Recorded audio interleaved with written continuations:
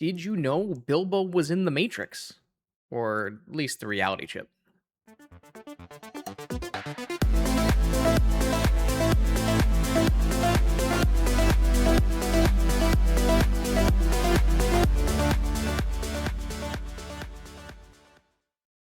All right, welcome back, Vintage Gamers, to a Wednesday night brewing session. I've been working on a couple different lists over the week to play here on Wednesday night.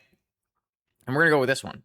This is a almost mono blue, slight splash black Bilbo deck, because that's the only cool and interesting card right now. Now, this is just the new hotness, and I want to keep trying out different things with it. But what we're going to do is revisit an old idea that I had that actually had a nice 5.0 way back when, and update it with new and powerful cards like Bilbo. So some of you old timers might remember 3 or so years ago, April 2023, I 5.0'd with this list, a reality chip mono blue affinity deck. And the main combos here were if you had a reality chip and it was equipped to a creature and you had an Ethereum sculptor, then your Sensei's tops cost 0 and you can draw through your deck. There was also a secondary combo here with Ethereum sculptor and 2 tops. Your Patchwork Automaton goes infinite. So today we're going to revamp this deck. Very similar deck, very similar idea, just with some new and more powerful cards and some old and more powerful cards. So I'm going to replace Ethereum Sculptor with Bilbo Thief in the Night, because Bilbo says spells cast from anywhere other than your hand cost 1 less. So if you are casting a Sensei's Top off the top of your library with Reality Chip, it will cost 0. And then once again, you can draw through your deck. I have cut the Ethereum Sculptor, so you do lose like the 2 top infinite combo with the Patchwork Automaton, but we do have a cool and upgraded Patchwork Automaton here with Astrologian's Planisphere. So this is a living weapon, 1 in a blue, job select, you get a little guy, and then whenever you cast a non-creature spell, and whenever you draw a 3rd card each turn, you get a 1/1 counter on the creature. You can move around the Planisphere and like make your Lurrus really big too, which is pretty fun.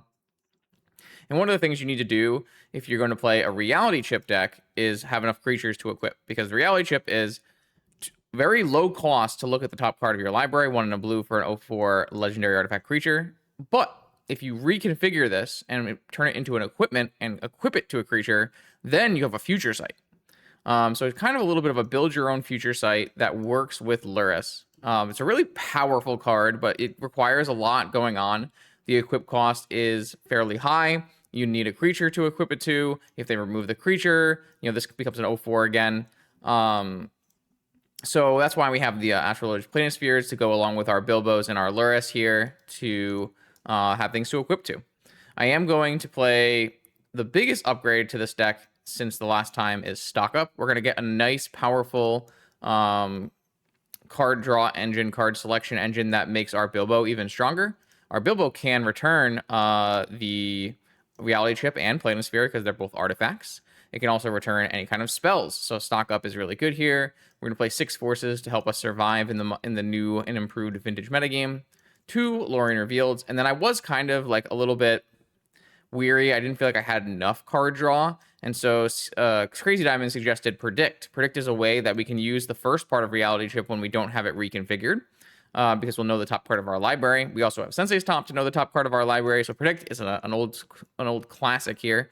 1 in a blue instant. Choose a card name. Target player mills a card, and if it's the name of the card is milled, if that card that you named is milled, then I get to draw 2 cards instead of 1 card. So a nice little thing. Another spell that can be flashback with Bilbo. It'll cost only 1 with Bilbo. So I really like how that all plays together.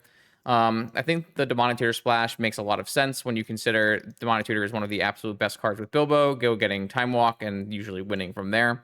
But also because we need to splash a color for the Lurrus anyways. Now, you could definitely splash white as well for Portable Hole and maybe for swords and stuff, but we're going to try playing mostly mono blue tonight.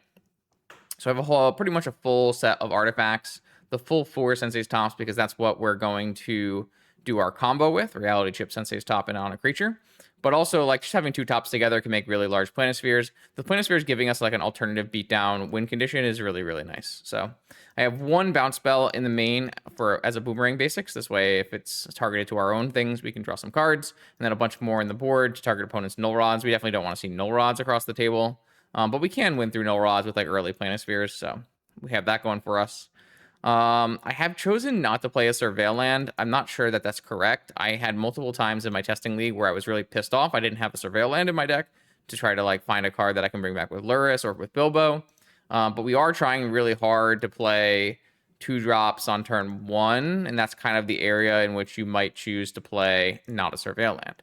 I also am playing 3 basic islands because I played 2 basic islands last night and I lost to Strip Mine multiple times. I got Wasteland Strip Mine out of the game in my 2 island deck, so I'm just gonna go to 3 islands. We don't really need black sources too much with only just Demonic Dismember and Lurrus, so I think that vibes to me. Sideboard, anti-graveyard, anti-mono white, anti-null rod, anti-combo, anti-artifact. Makes sense. I do have the other version. The other version is a pretty cool. I'll just show you it. I don't know if it'll end up becoming a video. If we really like this deck and want to play more, then maybe this one will also become a video. But I'll show you just in case you're interested. This is a Tinker no Lurrus version, where instead of playing Reality Chip, we're playing Mystic Forge and Crystal Skull.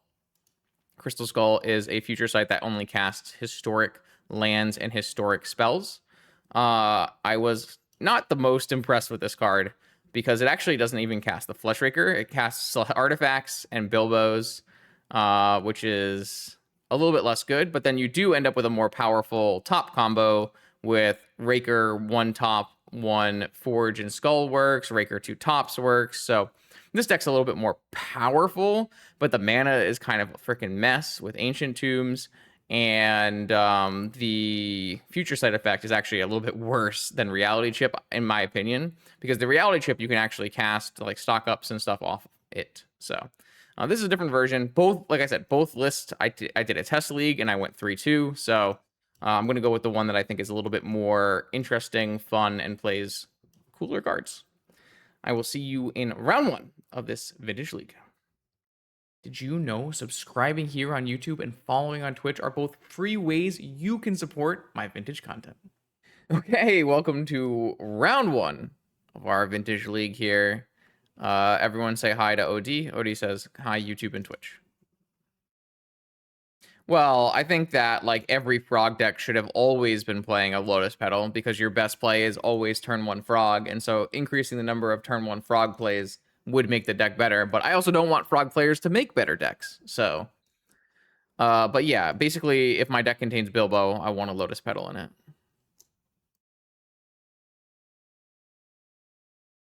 Frog players are like allergic to value loss when they simply could make the best. I mean, I was always a fan of Lotus Petal and Doomsday as well. So that is not good. That is not good, chat. That is not good. My opponent just Serum Powdered. Our deck is not in a position to beat Dredge, though my opponent is currently mulliganing to 2, so that might help. I don't know that we beat a mulligan to 2 with a Bazaar. Like, we might not actually beat a mulligan to 2. My opponent mulligan to 1. One thing I can do in this deck is like put a Soul Guide Lantern in the main, but you know how it is. I don't want to put like anti-Dredge hate in my super fun content deck.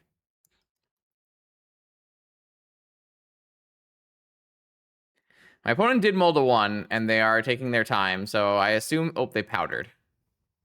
All right, my opponent kept 1. We'll see if their powder was a Bazaar. If not, they are going to be in trouble until they find a Bazaar.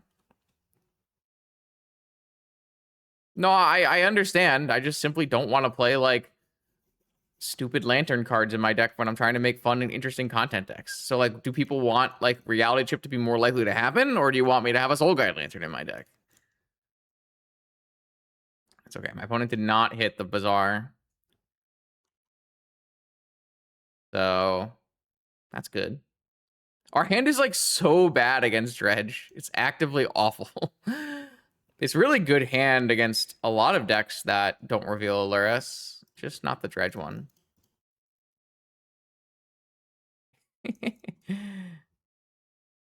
I don't really think that Bilbo Soul Guide Lantern is like that fun or great of a play. It's definitely good. Like, you should play it in your like normal decks. Like my My Oswald deck has one.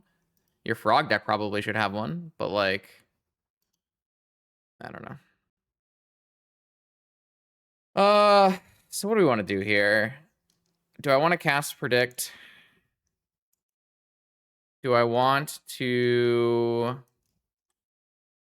I mean, yeah. Lotus Petal lets me play turn 1 Bilbo. Turn 1, Planisphere. Like, I do. I mean, you can have both. It's allowed. If my deck had Mishra's Baubles in it, then I would play one Soul Guide Lantern, but I'm not playing any Mishra's Baubles to replace, so... I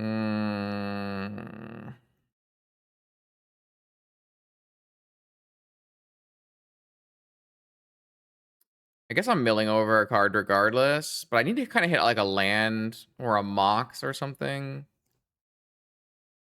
I don't know. I guess I will cast Predict targeting me and see what happens. Chat, what is the most likely card to hit in my deck? It's not Island. It's not Sensei's Top. It's not Bilbo. I guess it's Stock Up, Force of Will, or Planisphere. I guess I'm just going to do Force of Will. Whoa, hello? All right, I milled over a Mana Crypt, so that's pretty good. That's actually, like, really good.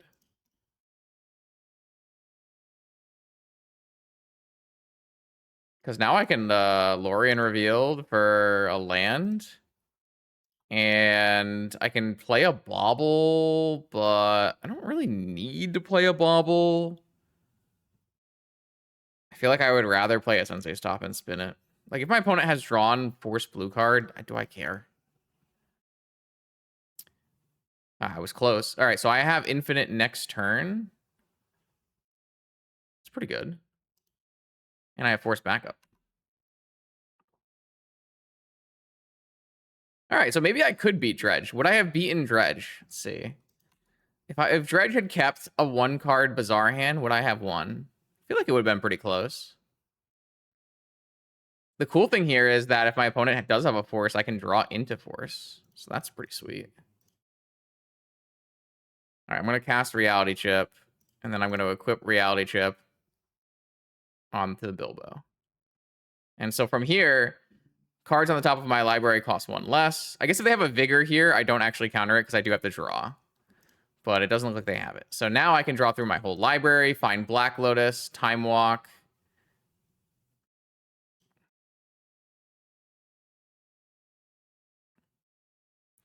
And we do it.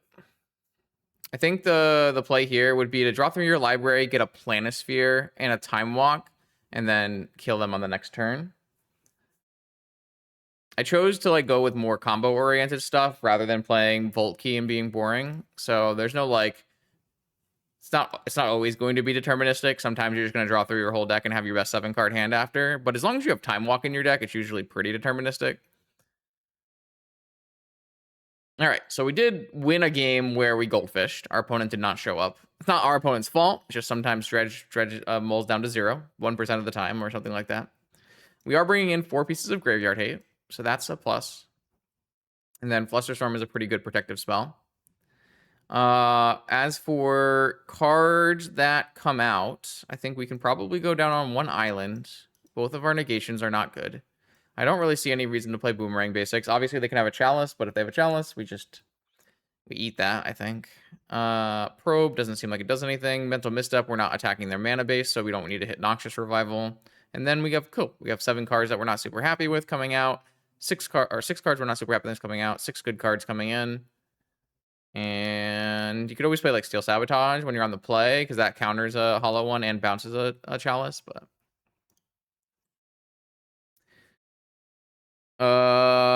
yeah, that's true. If we play a Planisphere, equip Planisphere to Bilbo, and draw enough cards, we don't even have to Time Walk there. That's a very true statement.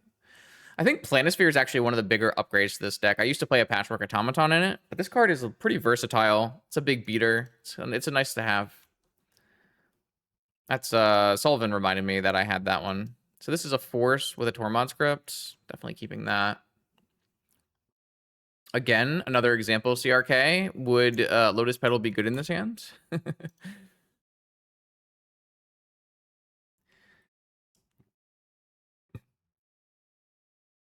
That's not good. Grief. All right, I'm gonna force it. 7 card, grief hand. It's a much better start for our opponent.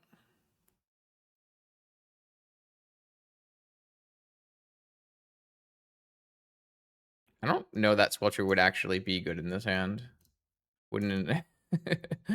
Depends. Hollow one. Hollow one. That's not good. Found Lotus Petal.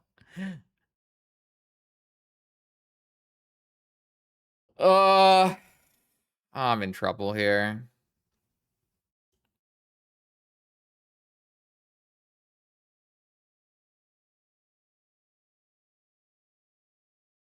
I don't have a Tabernacle. So hollow ones are a problem. We need to get Lurrus going, but I don't know that Lurrus is going to be enough.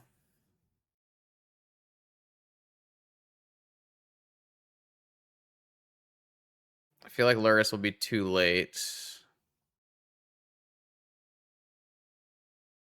And then I don't really want this Icarid to come in, so I am going to just rip this off. I don't actually think we can win this game. 2 hollow ones, and we don't really have ways in our deck to be beating 2 hollow ones on the play like this.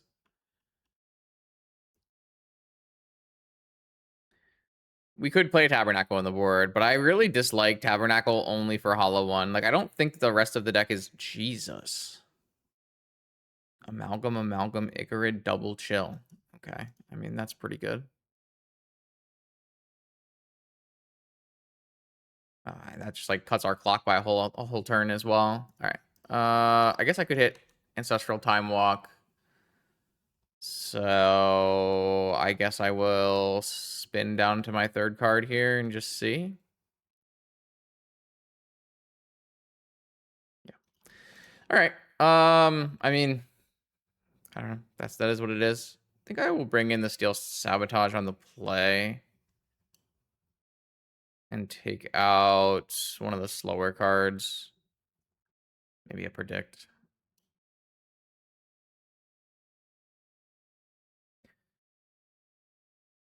Yeah.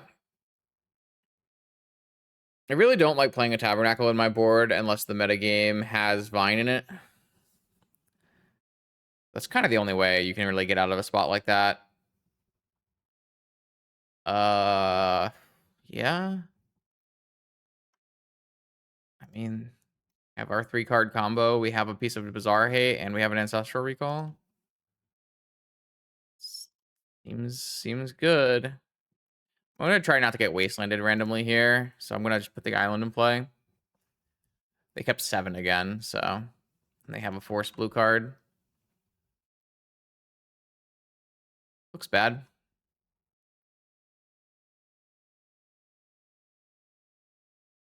See if they have Dredgers this time again, and see if they have hollow ones. See if they have Grief. So there's 2 Dredgers and a Icarid. There's a hollow one, and 3 cards still left in my opponent's hand.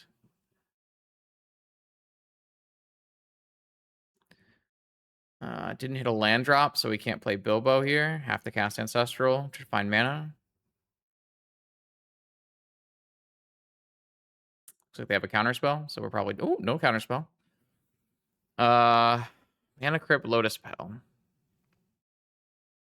I mean, this just has to be Bilbo.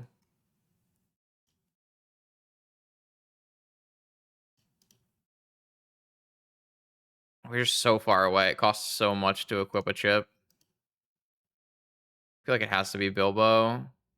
The Astrologian's Planisphere is not going to grow large enough, fast enough. Okay. Now, if I get Vigored here, it's pretty hard to come back from as well. If we can find a Lotus, then we might be able to win. Academy is enough as well. Wow. So this Icarid brings back double amalgams. They hit a ghoul, but no chills. And then a Dredge.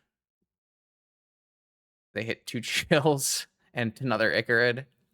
So I take 7 and go to 6. I will die on the next turn. I might even die to my own mana crypt here as well. Yeah, I mean, these have been very stellar hands from the opponent. And our deck is just, I don't know. We had a dredge. We had a piece of hate.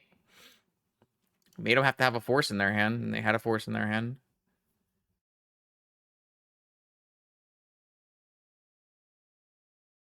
We might just die to our own mana crypt, even if we get out of this with things like Time Walk. Won that flip. Tarn. So currently we are 1 Mox away from chip and going infinite. So we are actually not a Mox away because we have a Lotus Petal in our yard for Bilbo. So if everything resolves, we should win.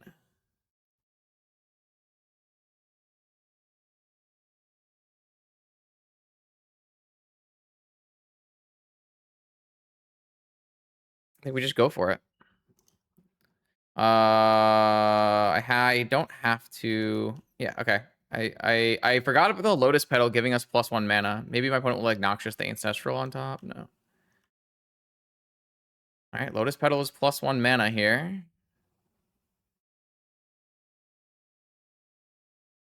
So if they have any interaction, we probably lose. And if they don't have any interaction, we probably win. I shouldn't probably not have played this first, but that's okay. All right, I have a reality chip.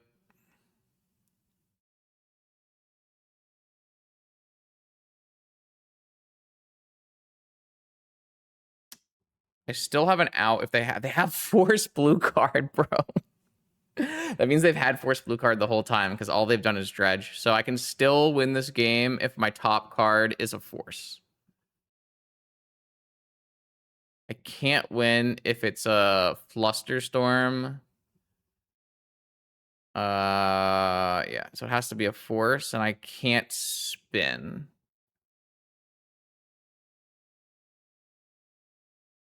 Nope. All right, my opponent had Hollow 1, double interaction, bunch of Dredgers, turn 3 clock. Can't do much about that. I guess I can. I can't. I don't think there's anything I can hit now because if I play a new top and spin for a time, oh, I can spin for a Time Walk still. Time Walk is my second or third card down. I had Flusterstorm, another reality chip. Damn. We were really close to comboing off in this game, actually.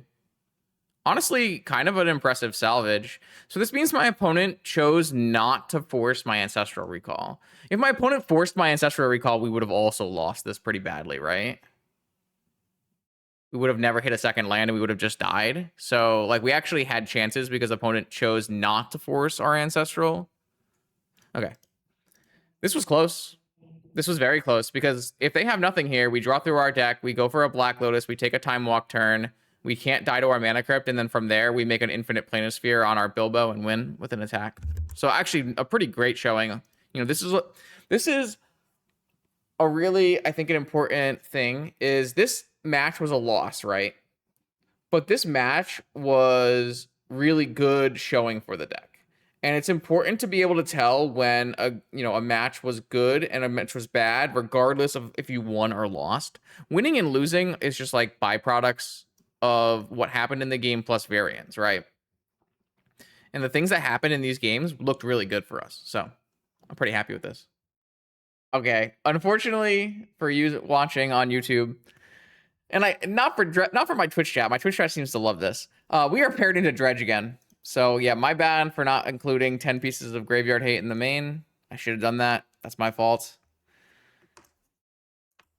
I mean, I'm gonna keep it. I have a turn 1 Lurrus. I don't have a way to win, but what am I supposed to do, man?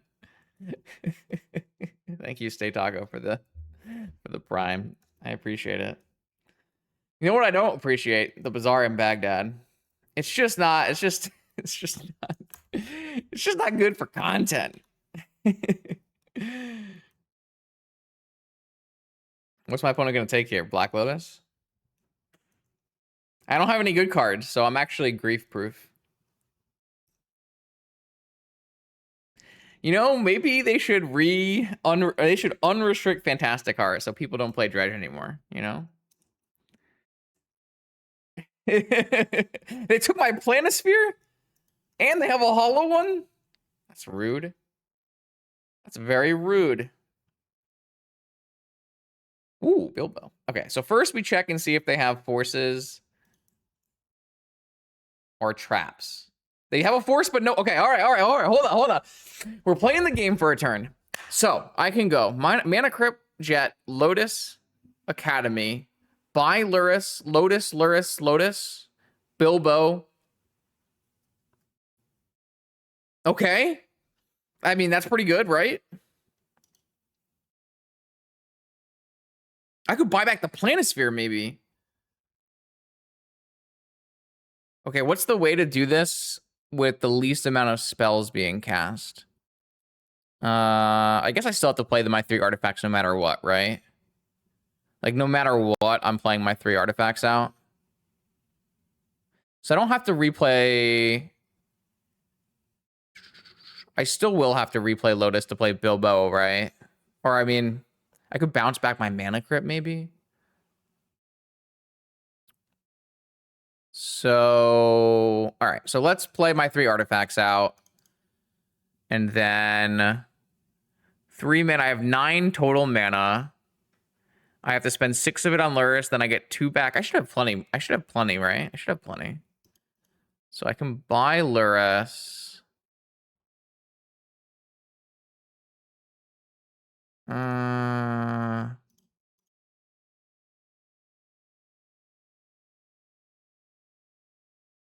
No, I don't have plenty though, right? Like I can't play Bilbo. Oh no, so if I go Lurrus, Planisphere, no, I don't have enough, right? Or do I have to boomerang first? So if I boomerang first, then I can use the colorless mana. So I'm just like not going to get any Planisphere triggers, but I'm going to get everything. I think that's what I need to do. I think I need to boomerang basics my Mana Crypt here so that I can go Mana Crypt, Lurrus, Planisphere, and Bilbo. Okay. I mean, that's pretty damn good. Unfortunately, my opponent is Dredge. They could choose not to activate Bazaar so they can wasteland my Academy, but I have Lotus, so it doesn't really make sense too. They hit a Dredger on their first Dredge, so they kept the Strip Mine. Okay, there's an Icarid and a Silver Smoke Ghoul is coming back, and a Chill and Amoeba. Okay.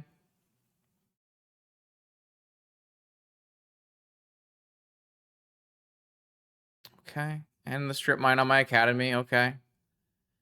All right, so I'm thinking we chump block the hollow one so that we can live longer.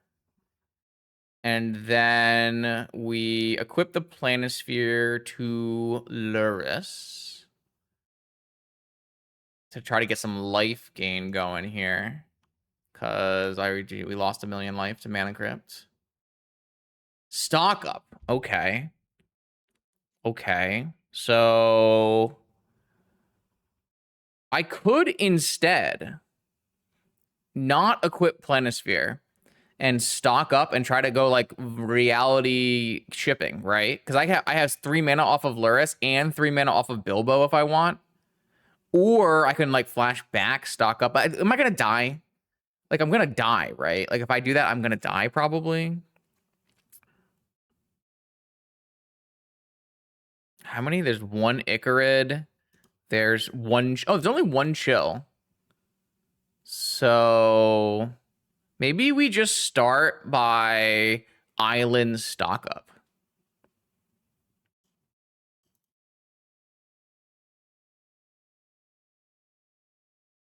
None of those cards help me in any way, right?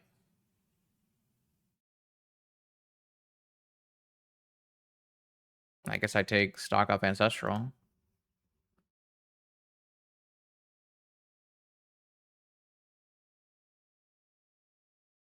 So this sucks. Because now I have to Lotus. I guess it's fine. Oh, I really hope I can win off of this.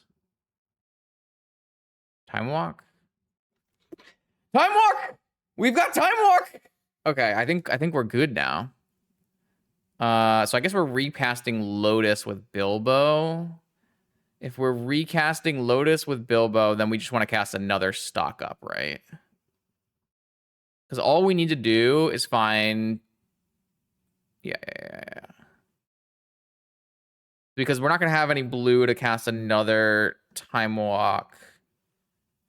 So yeah. I think we just stock up. There's a DT. Okay. We can, but I chose to try to go for our combos instead of going for staff. And we don't have it yet. We drew all the good cards. This is true. We did draw all the good cards. So I'm going to Time Walk. And we have 2 Time Walks.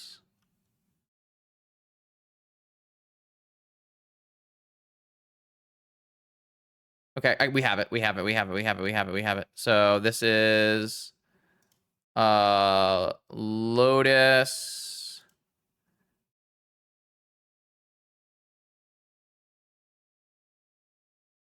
DT. Chip.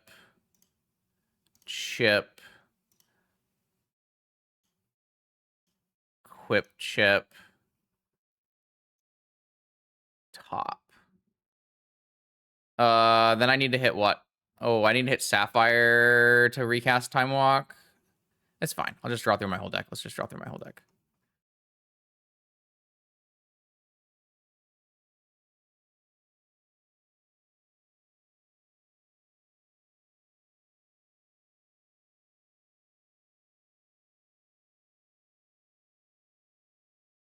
All right, there's a Mox. I don't need to tap for that. This is free. I can equip the Planisphere now, actually. Because we're just playing to Time Walk, so we just need a blue mana. All right, we got there.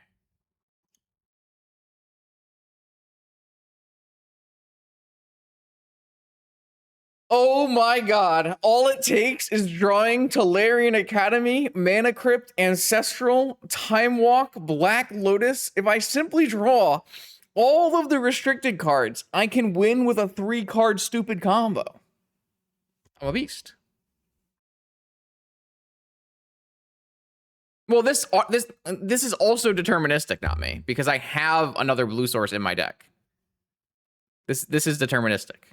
This just takes more clicks, which is why we're here. Your way takes another turn, which is very boring. Instead of taking an extra turn, what if we simply win the game this turn?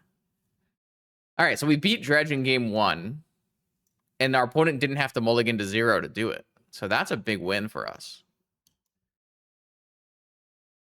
Oh, when I drew the top. Well, when I draw the top, it's like super easy, right? If I don't draw the top, yeah, I have Time Walks and DTs. Normally with Bilbo, if you have DT and Time Walk, you're just always going to win. So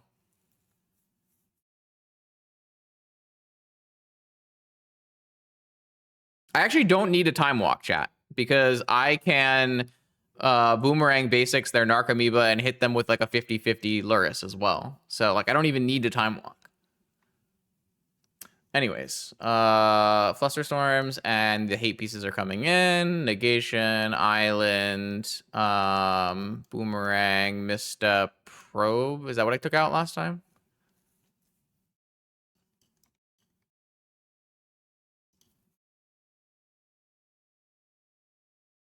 And we have 2 blue sources. We still have Petal and we still have Sapphire, so. Many choices win the game. That was a pretty good showing for Bilbo there. Bilbo, I think, is quite good.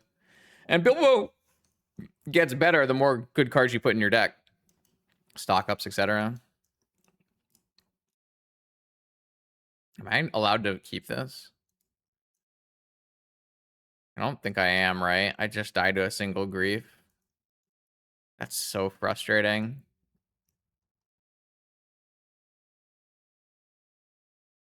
It's not even that good if I, like, don't get griefed, right?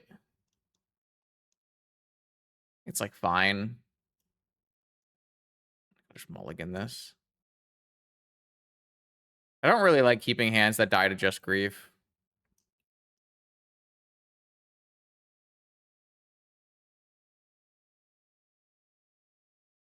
This hand is just terrible. Alright. Oh, and this hand is actually unkeepable. Alright, well, maybe I should just kept my first one and lost. Alright, whatever. How many cards am I keeping? 3?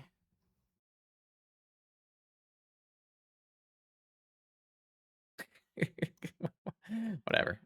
We'll go to game 3.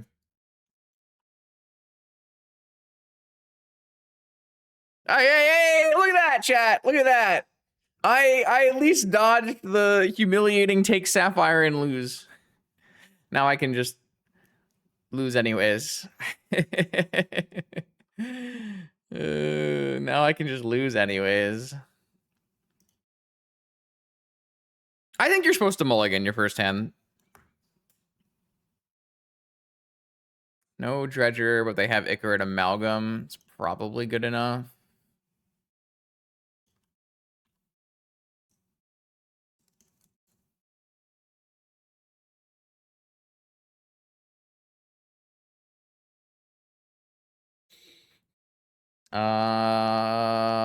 Yeah, I probably wouldn't activate here. I would just get the Icarid and the Amalgam going.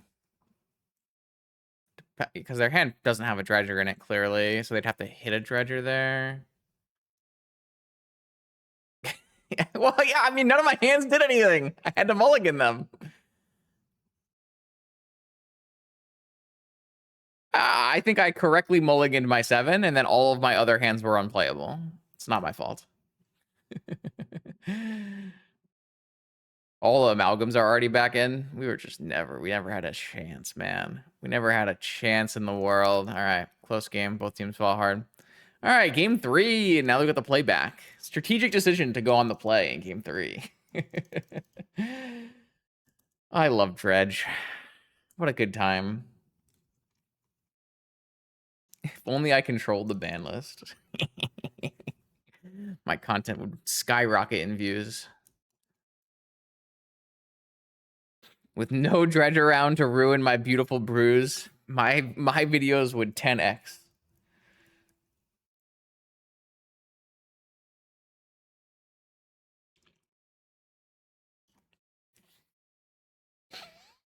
At least we've had a couple games where you got to see the deck doing the thing, right? That's pretty rare. For a brew to actually get to do its thing versus Dredge is pretty rare. And so we got to do the thing. So I'm pretty happy. This hand doesn't do anything. This hand needs a piece of Dredge Hate to be playable. It's pretty good if you have a piece of Dredge Hate, but like on the play Bazaar with force backup is pretty. On the play Needle on Bazaar is a pretty good one with a force backup. Okay, here we go. We have a Lantern, a Bilbo. Okay. This is what I'm talking about. Yes, keep. I need that. I guess this one goes. Which one's better? I guess this is better. This is a good hand. This is a good hand. I'm in. Force Mind. Don't say things like that. They kept 6.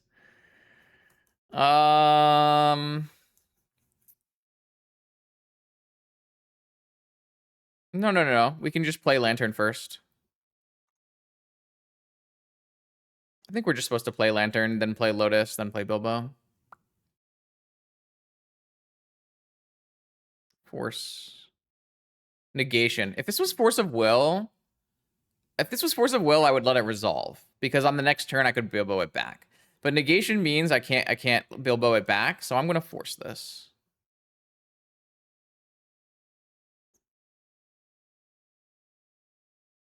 It's kind of cool that the two forces there would lead me down different lines. Am I supposed to play into Mindbreak Trap? I feel like I just have to. Oh, not me! This is not me's fault, man.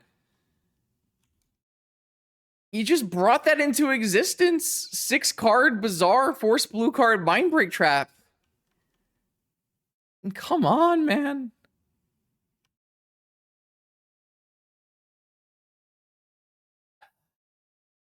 Three two dredgers and a hollow one.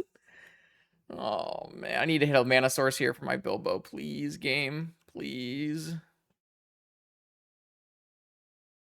I should have been more specific.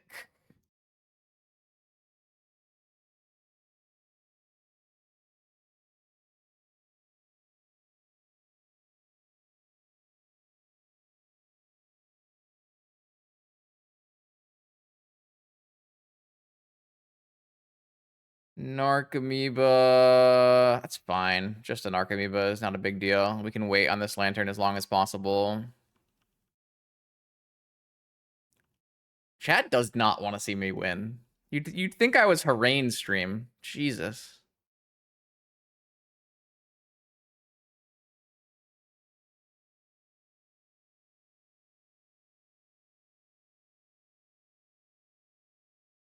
Is this fast enough?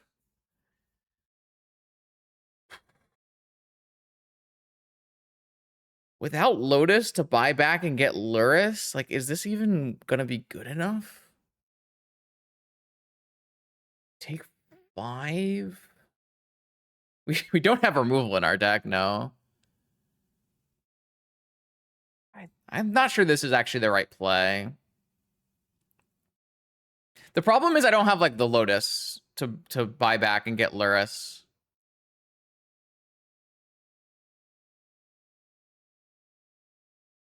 Are they out of Dredgers? I think they might have chosen not to go... Doesn't make any sense. They wouldn't choose not to go Dredgers.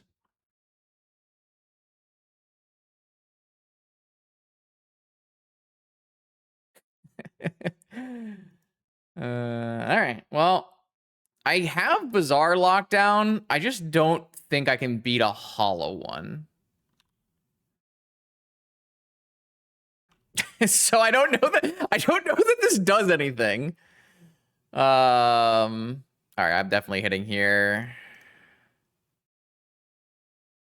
So I can play a Bilbo. I want to draw a land, get to a Lurrus. I just can't, man. I just don't have removal for a hollow one in my deck. Okay, that's good. That's actually really good. It's just too slow, right? I take another 5 here. I'm just, like, never going to be able to get out of it. I would have to draw a Time Walk. Like, an Ancestral into Time Walk, probably. Because I need to be able to put down, like, a thing that, like, actually... If only I had a Tabernacle in my deck, man. If only I had a Tabernacle in my fucking deck.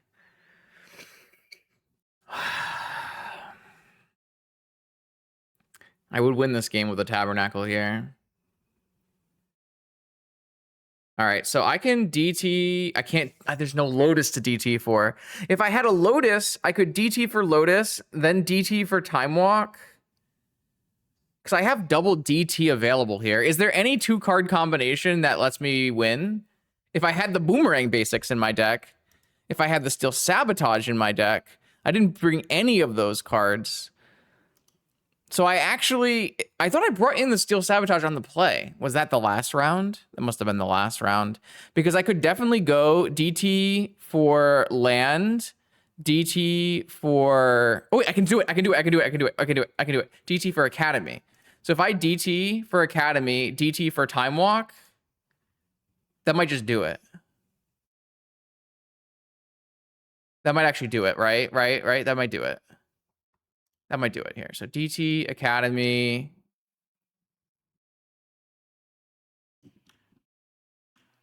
Okay. It's all because I don't have that Lotus. DT, Time Walk. That gives us another... That lets us buy Lurrus. I think we actually win from here. Wait a second. Wait a second, chat. Are we out? Are we out of here?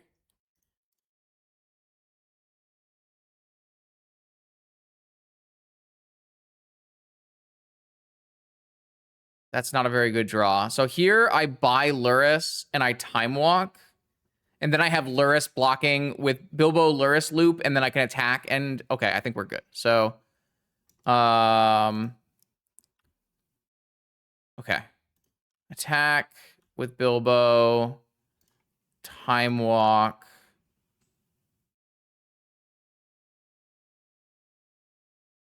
and then buy Lurrus.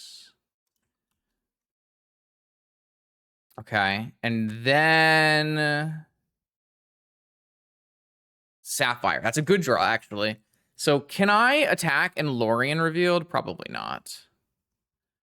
But I could attack and play a new Bilbo and block, right? So I could bring back Lantern. So I could play Sapphire. Oh, I can just bring back Lantern for free with Lurrus. So if I were to go Sapphire, Lurrus, buy back Lantern, exile Force, and then I have how much? I have exact... Oh, I'm one short. I would need to hit a land drop off my Lorien. So my idea here would be attack with Bilbo, Lorien, play a land, and play a new Bilbo to block. But if I miss... If I miss, it's too bad, right? So I should just draw with Lantern instead.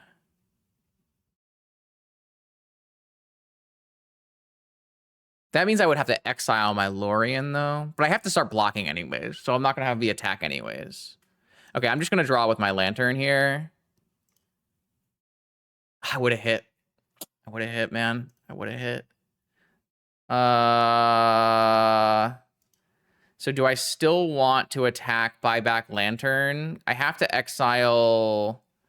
I could fetch to get the exile target. Does that matter, though? Well, I can play a new Bilbo from my hand. Well, lifelink doesn't keep us alive if they hold back Hollow One, right? But then I get to attack with Bilbo, so I guess it's fine. Okay. So like if they hold back Hollow One, then I can't attack with Lurrus, and then I have 5 turns, right? But if they attack with both, then I get to attack with Lurrus, and then I get to use Bilbo as well. Oh, because they... Oh, I wouldn't get to use Bilbo. But I would get to lifelink and stay alive. Okay.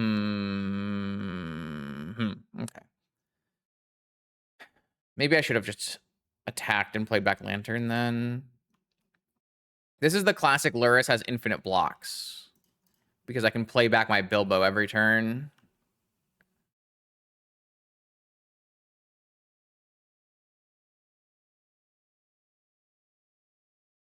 Another needle. So it doesn't really help me because I'm still weak to vigor. But maybe they'll like force Bilbo or something. I mean, I should still play it, right? Well, Bilbo being summoning sick is fine because we're winning the race. And at some point, we can buy back our Lantern and play a new Bilbo. I should do that. Should have done that this turn, I think, actually. Because if they had drawn Vigor this turn, I would want to have access to... I mean, at some point, they might stop attacking because they're not winning the race. Okay, here. So now I can attack and flashback Lorien revealed. We don't have a Surveil. I chose not to put the Surveil in the deck.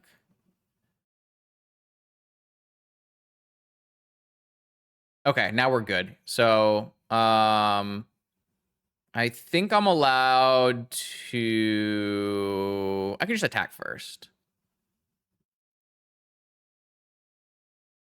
I don't have any more black cards in the deck, right? So I could just use my black mana.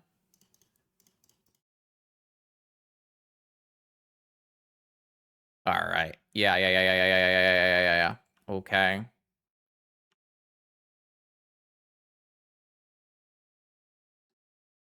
Okay, I think we're just good here now. So what I'll do is I'll play Emerald. I will play Stock Up. Do I win? Okay, I'll take Reality Chip, and I'll take... I guess I can just take Vexing Bauble. That means I can't play Lanterns from my yard, but that doesn't matter, right? I mean, I have Forced Flusterstorm. Do I care?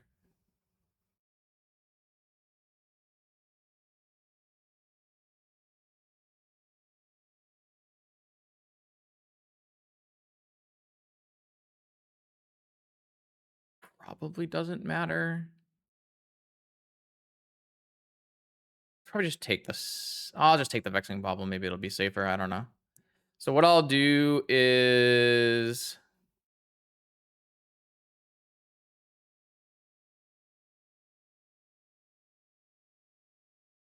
fetch. Play the Lantern. Pay the Lantern from my yard. Play the Bilbo from my hand. Oh, I should probably have played... and then play a Vexing Bauble.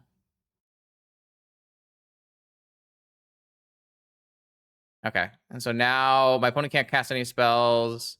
They can't attack and win. I mean, they can attack and win in 5 turns, technically. But at some point, we will just... Though I need to crack the Vexing Bauble to go infinite with Reality Chip, because the Vexing Bauble will counter 0 mana Sensei Stops. But I'll have Force Fluster up, so I don't think it will matter. Also, we could just get a Planisphere going, and that's going to do it as well, so... Yeah, this Vexing Bauble was probably wrong. It probably should have just been Stock Up. Either way, we have successfully locked our Bizarre opponent out, and we will do something broken.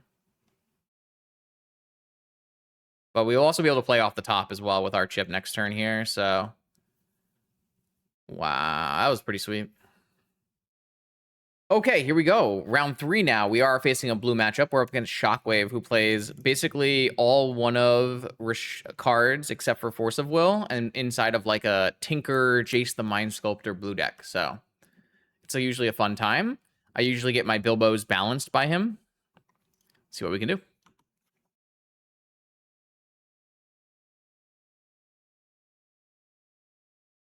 Okay. I can't believe he's on Opal now, but Opal does make balance better, so this is a lot of stock ups with not a lot of Moxen from my side of the table. Not kind of thrilled. I would really like to see a Mox.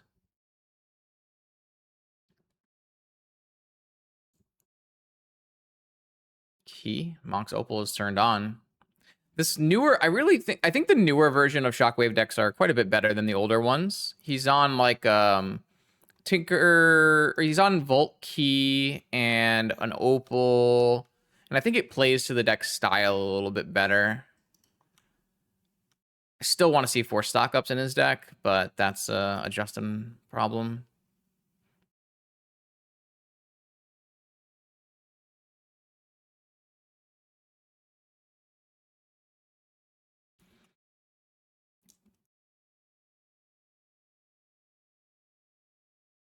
I don't think he's on any Wastelands, but he always plays a Strip Mine. I was kind of hoping that would draw a Force, but it very rarely draws a Force because the opponent always freaking balances me when I play a Bilbo. We'll see what happens here. Tolarian Academy. That's so much mana. That's so much more mana than we have. Is this Jace? Karn? Tezzeret. I think there's a Bauble in his list, right? There is a Bauble, so I have to force Tezzeret, unfortunately. The one Tezzeret always gets me. Fluster back up. The one Flusterstorm. Actually, he might be up to 2 Flusterstorms. Two Flusterstorms now. So his deck is almost looking like a normal Tinker deck at this point. It's just instead of playing stock ups, he's playing a bunch more random one-up Planeswalkers, right? It's gonna be Sensei's top. Volt Key. Not Volt Key, Sensei's top key, probably. Draw engine. Oh, he just went for Vexing Bobble anyways. That's not bad for me. All things considered. I kind of think he was supposed to go for Sensei's top here. Unless his last card is Balance, then... Sure looks like it's going to be Balance. It's just always Balance. I don't know how it's always Balance, but how is it always Balance? I just don't get it, man. It's always Balance. His last card is always Balance. It's every single time. You know, he has no card draw. So there's no, there was never any way to, like, to make it happen. He just always has Balance. It's crazy. What did you just top deck? What did you top deck? The card! You know, he just sits here and he laughs at me. He goes, Justin, why would I ever put stock up in my deck when I can simply draw the cards I need without finding that, you know, like, you fool. You idiot. Why would you play draw spells in your deck when you could simply have the right cards at every time? I'm a big Shockwave fan, but I am salty about it.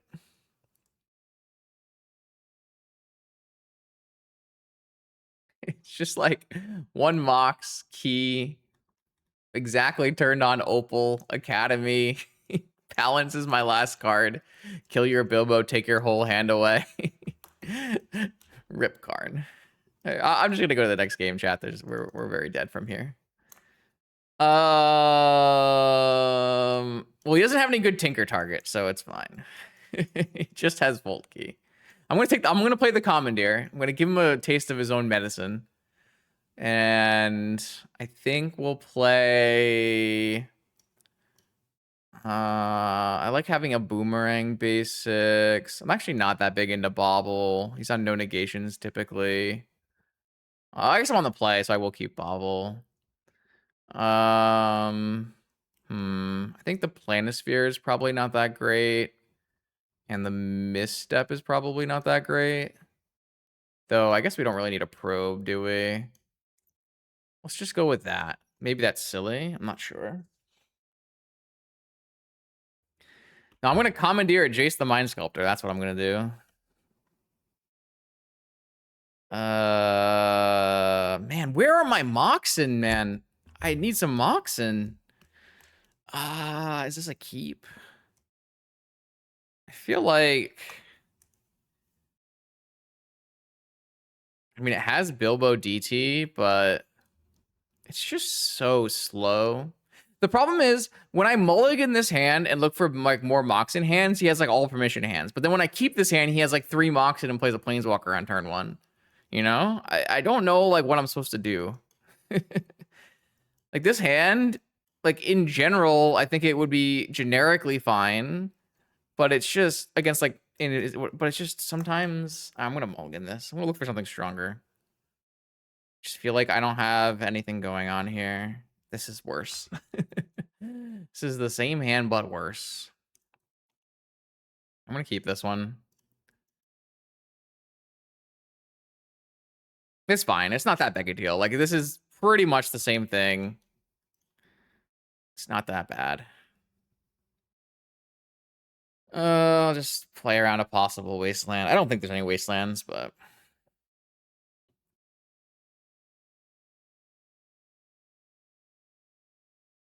see how many Moxen happen for my opponent. Yeah. Mox Saga. Time Walk?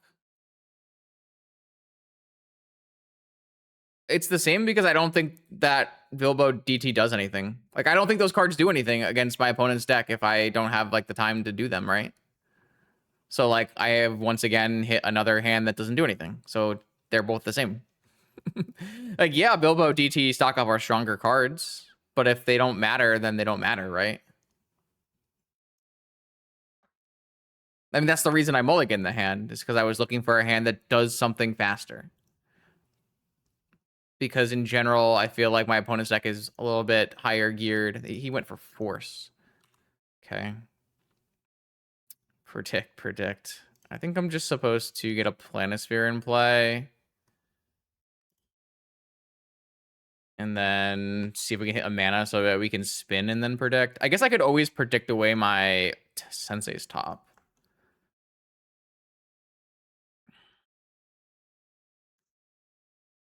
Could just draw with Sensei's Top and then mill it in my upkeep. That might actually be like a nice play. I might be supposed to do that. Ooh, I got the force out of his hand. Let's just draw with top and see what we draw.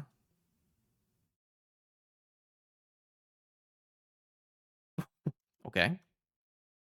Your force resolves. I'm gonna do it again. Another one. All right, then I think we'll just predict on our upkeep.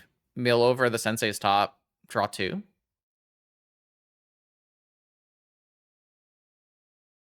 Seems fine, right? This is gonna be like Teferi, bounce my hero token. All right, upkeep, cast predict, target me.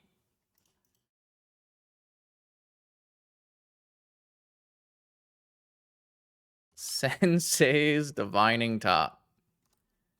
Boom! And then I get an extra 1/1 counter. Based. Because I drew a third card the turn. Nice. Get in there. I should probably fetch so I don't get randomly needled. My opponent has had a needle around. We were bigger than the Saga token that turn.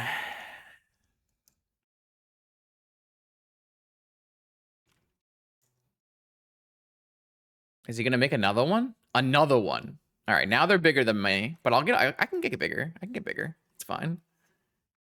My hero token's a grower.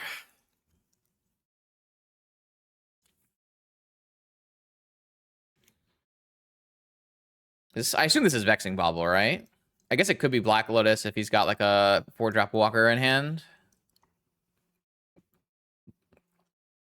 If it's Black Lotus, are we pitching Predict or Time Walk? Oh, nope, it's Vexing Bauble. Okay. And a Tundra. Okay. And a Soul Guide Lantern. That's pretty good. Takes away the Black Lotus. And makes the construct pretty big.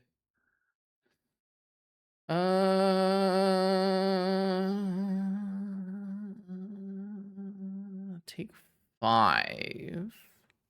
Another Planisphere. I think we need to start with a Time Walk. I want to Time Walk when I can win, though.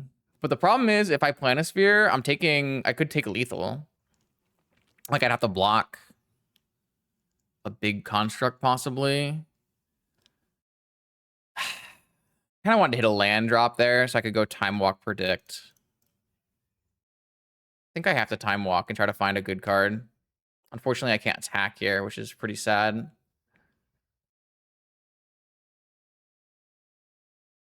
Bilbo. See, these are just not the right cards. I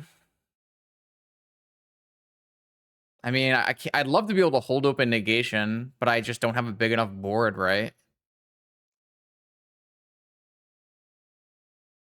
I could predict trying to hit a mana, but I can't hit any zeros, really. I don't know. This feels really sad because it's just a little short. I think this was the big killer, actually. If it was only 4/4s, I feel like would be okay. I guess at least I have a double block here if he plays one artifact. I'm like super weak to planeswalkers from this spot, though. That's my biggest problem. Okay, I'm super weak to that as well. This Vexing Bauble was a good play from him. Getting Vexing Bauble meant I couldn't negate a spell that mattered, and now I'm just going to lose. I assume this is just Time Walk. Oh, maybe it's Ancestral. What could be a card that would actually win here? Maybe Academy if he's got a good last card. Maybe just Soul Ring to make 6/6. All right. Teferi to bounce the hero token, like I said. Yeah, Teferi. All right. Well,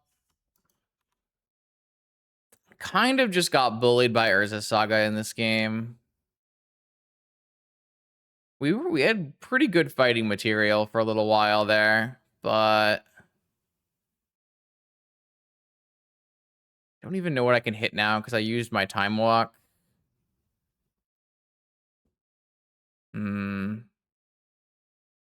It was a decent set. Our draws just didn't line up very well. One attack is fine. Predicts. All right.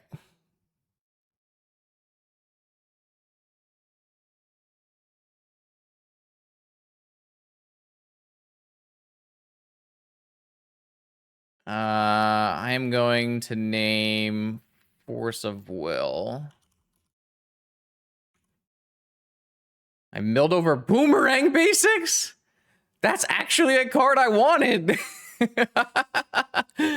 Aw, man. That's actively something I wanted. I don't really know how to, like, progress from this point to a place where I can play the game.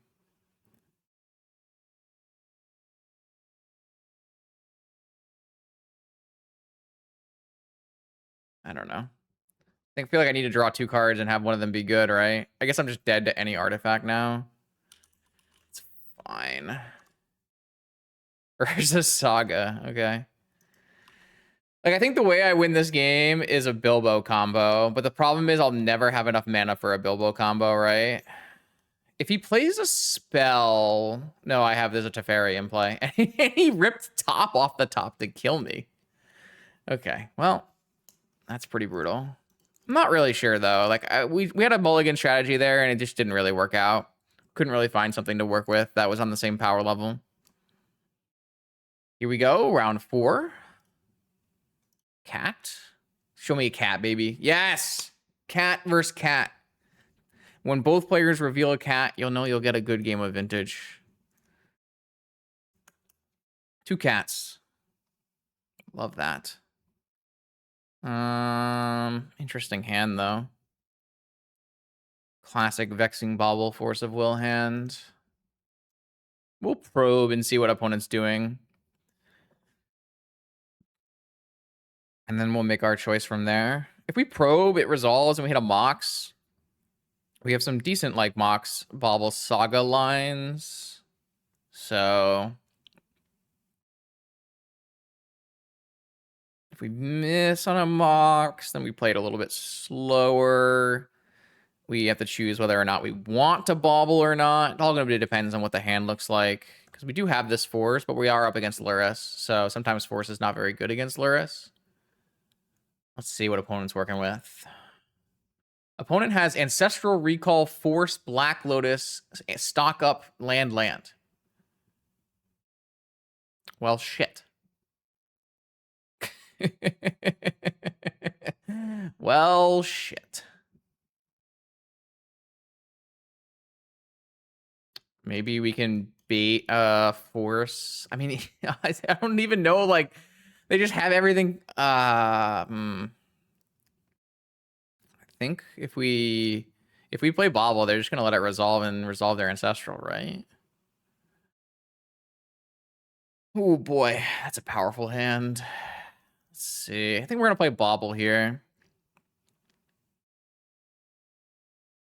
Let's see if opponent forces this. I really want them to force this because then they'll only have 1 play left and I can force their 1 play. Okay, nice. This is the best case scenario for us. So force pitching stock up. I let this resolve, and then I go to their turn and I force Ancestral. That's actually a huge win for us. Gutaxian Probe is like such a broken card. It's crazy. Okay. So they're going to Ancestral on my turn.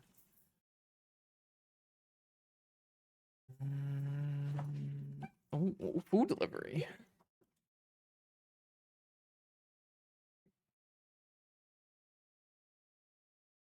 All right, so we came out of that ahead, and now we have a Saga, and I'm just going to get a reality chip in play. Boomerang basics. Interesting. If I make a token, that does give me something to equip my chip to. All right, opponent has 2 unknowns. I do want to hit this land drop. So I'm thinking I just Boomerang basics back my Lotus Petal.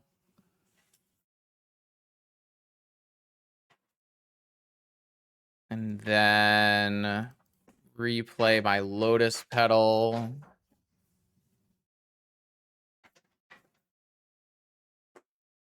Yeah, I think I'm interested in making constructs.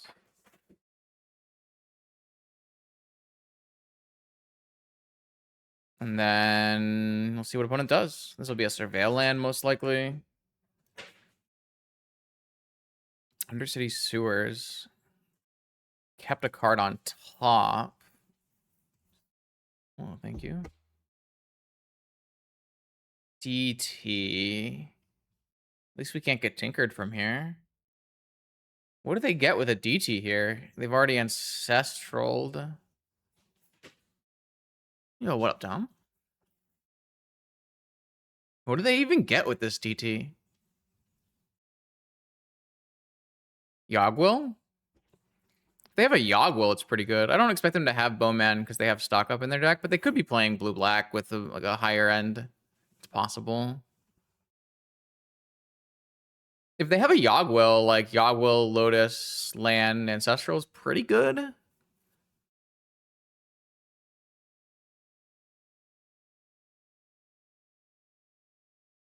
I'm not really sure. It kind of depends on what's in their deck. As for us, it's going to be very interesting to see what our top card is. That'll dictate our Saga actions. Ruby. Oh, maybe it's Lurrus Breach. Maybe they got a mana drain. Maybe not.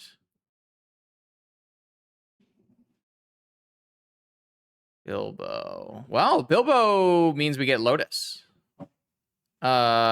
Wait. Maybe we shouldn't use this. Let me take some math here. So if I go to my next turn, I'll have 5 mana. I'll have 6 mana. I'll have 6 mana for this and this and this. So I think I can make a construct, right?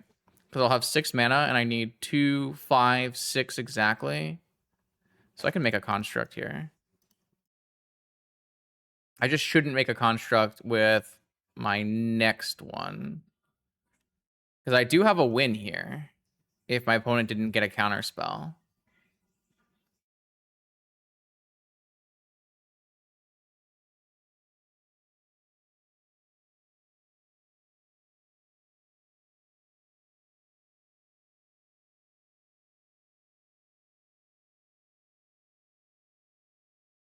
Play a Bilbo.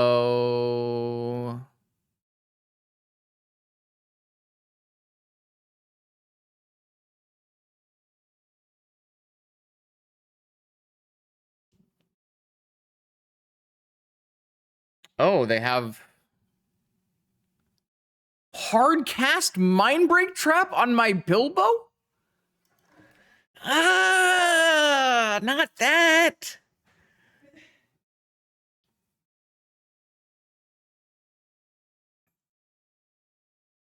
All right. All right. We continue. So, no, I feel like they're going to breach kill me on the next turn. I feel like they tutored for breach and they're going to breach kill me on the next turn. Breach. I think they're a little short though. But I can't really do much about this. I think what I do is I just play a top, equip my thing, and then on the next turn we can cast spells. I guess I don't have to do that now. There's kind of no reason to do that now. I can wait, and maybe I can draw and cast a spell if I need to survive.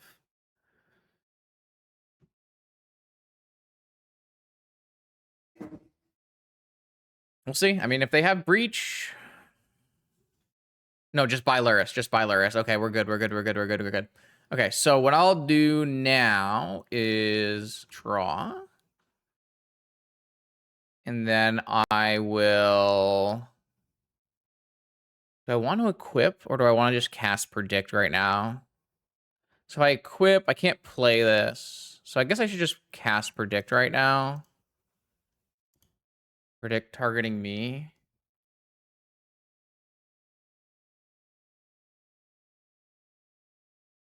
Lorien revealed. Negation on top. That's great. That's great. Okay. So here... Is it great? Can't negate Lotus Lurrus stuff.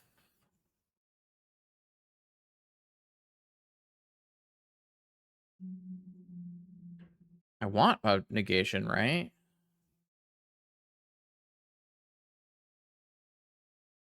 I think I just attack.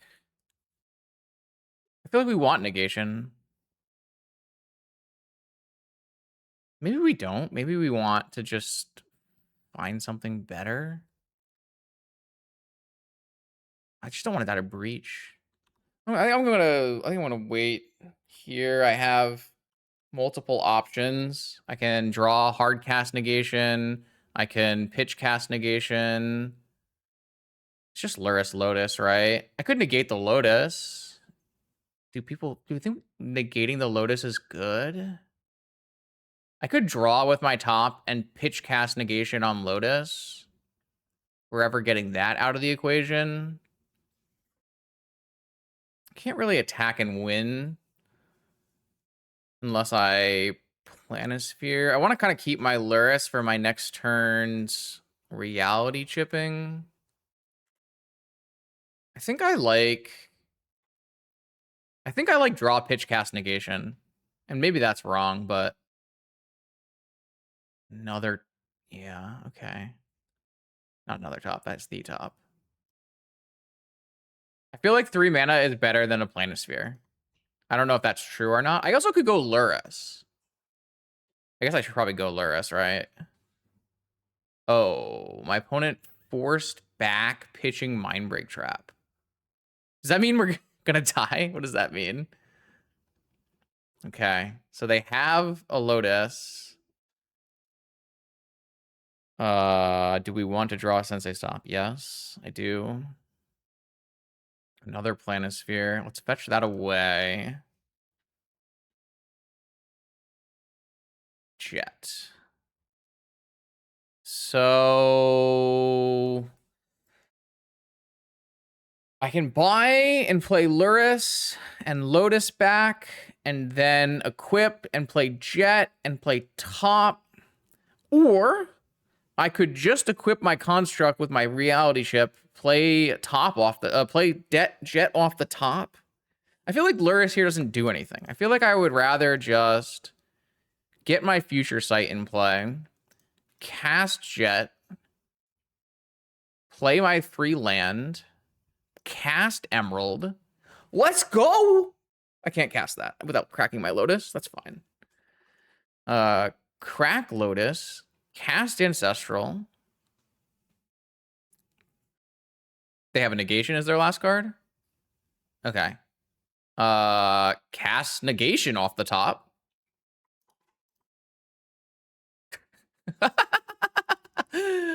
Draw 3. Maybe I'm supposed to fetch that one away. I do kind of want to get to another force, don't I?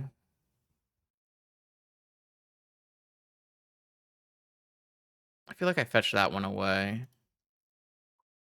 It's my last land. Stock up. I can cast that.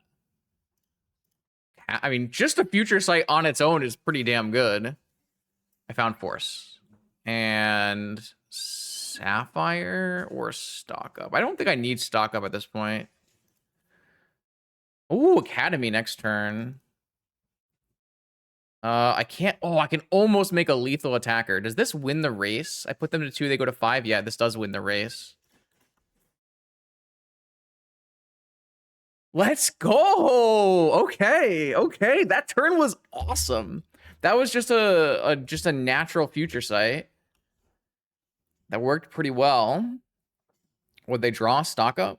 They drew Lorien revealed. I'll just counter it, right? Yeah, just counter this. And I have a Sensei's Top with 1,000,000 mana, so let's go. I can just like draw. I have like at least what 1, 2, 3, 4, 5, 9, 15, 14 draws with my Sensei's Top and replaying. If I ever hit a single Bilbo, I go infinite and I win. Let's go. This deck is so sick. Imagine if we didn't play against Dredge. What round is it? Ooh, it's round 4. So we think our opponent is on some kind of combo Lurrus deck. We don't know if it's Breach or not. I think I'm just gonna go with 2 Flusters, a Soul Guide Lantern, Island down, and Bauble on the draw down, maybe, and I don't know, 1 Predict. I don't know, something like this, just to have a little bit more versatility there.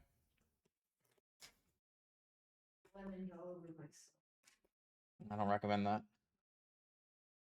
Do it on purpose. All right. It's a very fair hand, but I'm going to give it a shot. I don't really like passing on Sapphire Saga hands. Okay, I didn't get Ancestraled. I got Consigned. Okay. I didn't see that coming. All right. I'm just gonna go Lantern. I didn't expect to get Consigned. I guess that kind of makes sense, but none of my artifacts besides, like, none of my combo artifacts are colorless, right? Brainstorm, okay. Looks like they're brainstorming for some new art. There we go.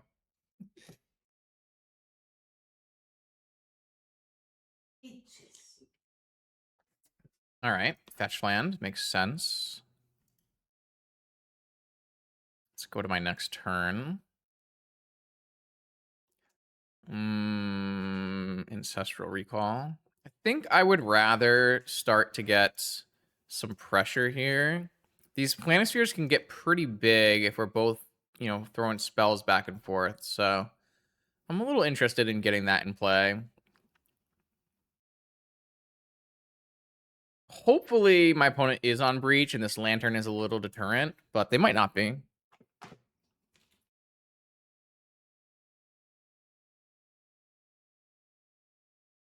Okay, they are on Breach. That's not actually true. They could just be on Lurrus PO, right? But they're on Brainstorm. And we saw multiple black. Yeah, okay, this should be Grixis Breach. So at least this Lantern is a little helpful. I assume this is going to be a stock up. We don't have a lot of counterplay to that at this point, but we're doing all right. What the fuck is that? I can't say I saw that coming. All right. Shattering Spree replicated, killing my Astrologian's Planisphere. And my Soul Guide Lantern. Good stacking. All right, well, that cleanly answered my first 2 plays in 1 play, so good value. They still have an island, so unless I draw... Yeah, was gonna say, unless I draw land, it's pretty hard to cast Ancestral into open Flusterstorm here. I think my plan is just play a Sensei's Top and then look for an Ancestral Negation on their turn somewhere. Oh, I got forced. Pitching Force. Force pitching Force on my Sensei's Top. My opponent is so aggressive. Does this mean I can Ancestral here? I'm going to Ancestral here. I want to hit my land drop. No, okay, my bad. Fine. Fine. All right, my opponent has one card left in their hand. I don't think the data supported me casting that Ancestral based on like what does them forcing my top mean. But I mean, I think we're in a winning position. Our opponent has 2 unknowns, no Lurrus mana. We have a counter spell. If they have gifts, I guess it's not good for us because they can gifts on our turn. But I mean, we technically can win in 2 turns. I guess we could just go Lotus here, and we can go Bilbo, Chip.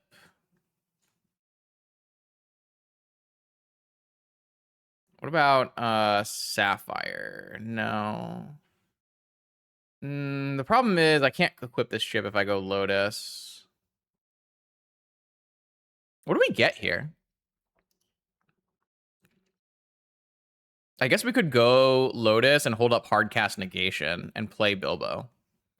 That should probably work, actually. So my opponent, if they wanted to cast the gifts, they would want to do it there. Because now I have a Bilbo with an Ancestral in my yard, right? Yeah. This is better. This is better. This is much better. Okay, all right. Actually, this works.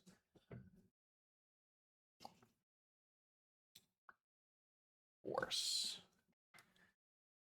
I think I negate this. I have an Ancestral in my yard, and my opponent has no cards in hand, right? If we fade 1 turn, I feel like we should be able to get into a spot where we're happy.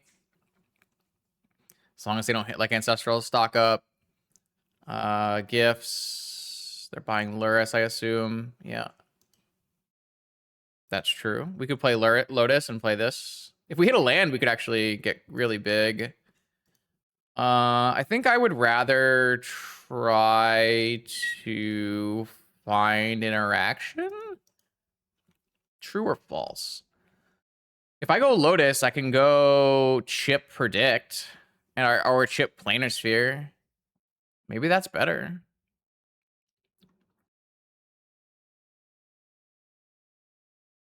That might be better, right? Like, unless they drew Consign, I guess.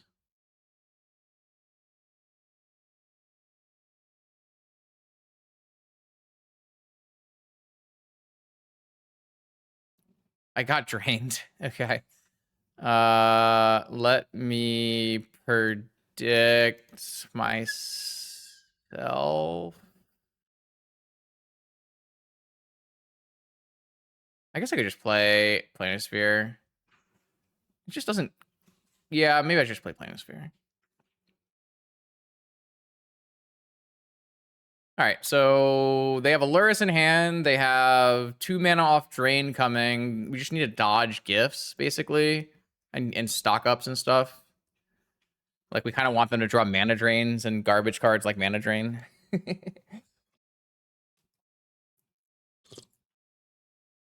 They ripped stock up. That's a very Sean thing of you to do. But remember, chat, stock up is bad. This is probably not going to end well for us unless the stock up is a super brick.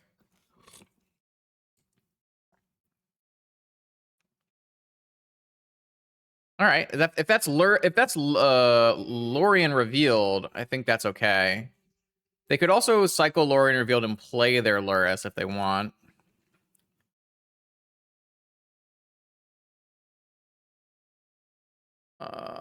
They hit gifts. I know their last card is Lurrus, so I should be able to not give them something here that is good. This could be a very hard gift spot. Oh, it's dig through time. Okay, I don't know what's going. I think this is. Does Sean play dig? We saw some interesting card choices. I might be attributing the wrong deck configuration. Okay, so the dig hit a pearl to cast Lurrus. That should keep my opponent alive. They have one additional card remaining. We just cannot seem to draw things that help us here. Yeah,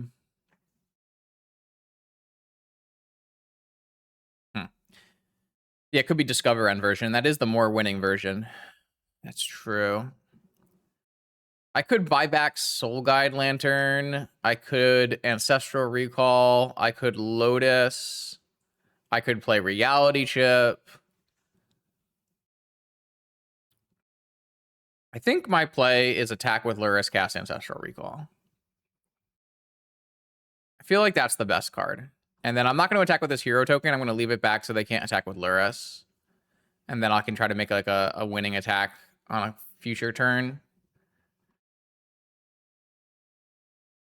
I've been really stuck on mana in this game.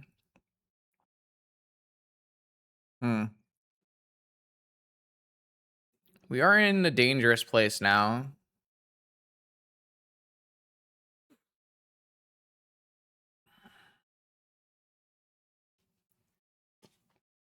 I thought I really liked our spot, and then my opponent hit stock up. All right, I think Ancestral Recall makes the most sense, but I could see pretty good arguments for a couple of the other cards as well.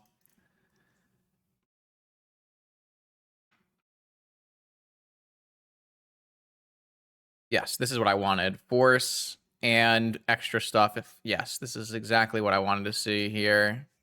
Oh, they're going to get rid of the Bilbo. I'm okay with that. I don't care that much. I think we're actually at the point where that's fine. I like the idea of... I have no guarantee to have spells on the next turn, right? No, I wasn't saying that the Mox Sapphire counter was bad. I was just saying that I wasn't expecting it. I think I'm in general pretty okay with consigning Mox Sapphire if you're on the play.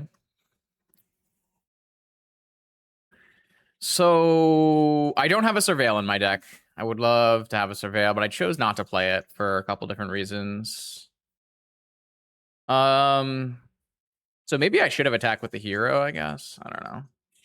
If I attack with a hero, they don't have to block, and then they can attack and get 3 life back anyways. But maybe that's fine. So maybe I just should have attacked with the hero. The problem with casting Planisphere here is if I cast Planisphere and I'm forced to use my Force, then I have no draw spell on the following turn. Maybe that's fine because I have a Lurrus. I don't know how much damage this is going to add. But there's a world where it's a lethal amount of damage, you know?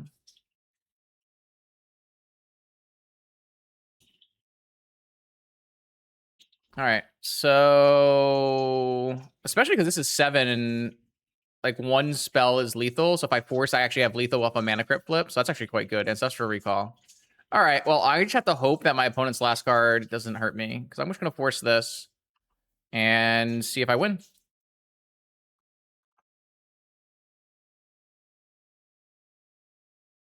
This Planisphere card grows really fast.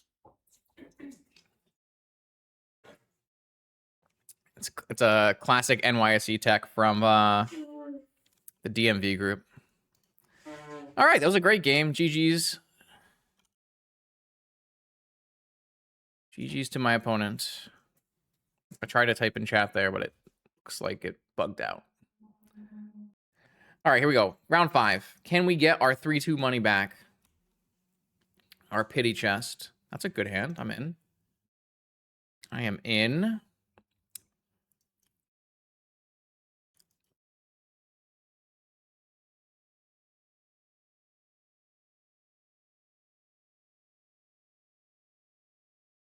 Let's go Polluted Delta. Mox Ruby, and an Astrologian's Planisphere off a basic island. And then I put shops in my opponent's range, so I'm going to play this now.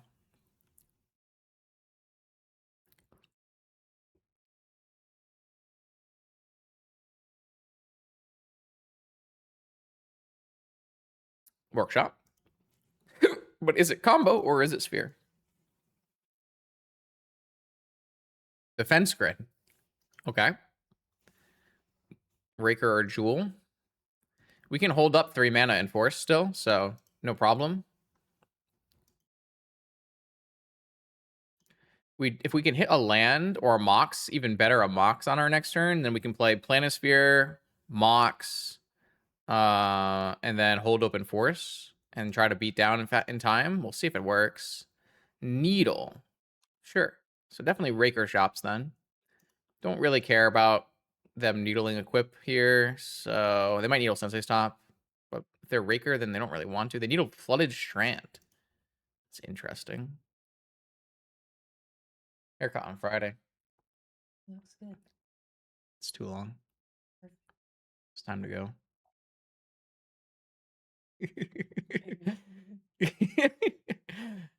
It's too long. It's going down the sides and Yeah, it's time. sticking up. It's getting there.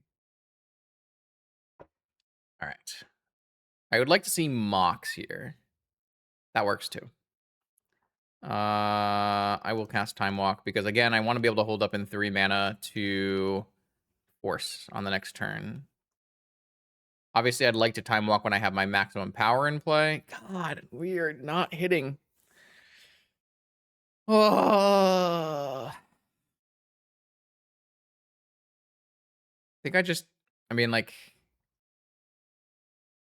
I feel like I can't play a Planisphere here. I feel like I have to hold up in force, right? Am I beating on One Ring if a One Ring resolves? Am I beating a Fantasticar if a Fantasticar resolves? I think the answer to that is normally no. I'm gonna get rid of this Predict. I don't know that this is gonna be good enough, but I am glad I didn't get Fantasticard, so. Grim Monolith after, maybe?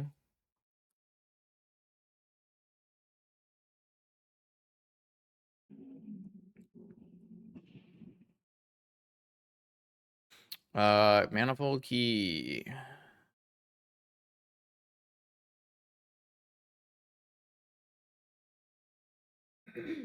And? Is there more? No. Alright, what's my best draw now? Another force, probably. Stock up. Yeah, I mean, I'll stock up. This is still going to be likely 2 turns regardless. Bilbo has a Time Walk. So... Okay, I'll put lethal on the table and tell them to beat me. This way, if my opponent does go One Ring and gets an extra turn, I can at least flashback stock up with a Bilbo.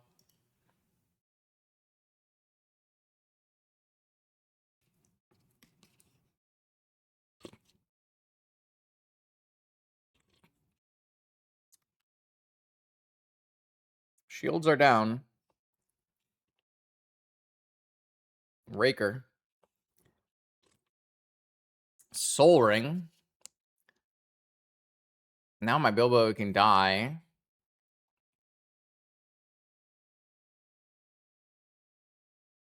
I'm just like not a huge fan of Brainstorm right now in Vintage. I guess this gets a top, and then they try to find another top and double top kill me here. Also, I can't get through these spawn tokens. Man, Raker is so good.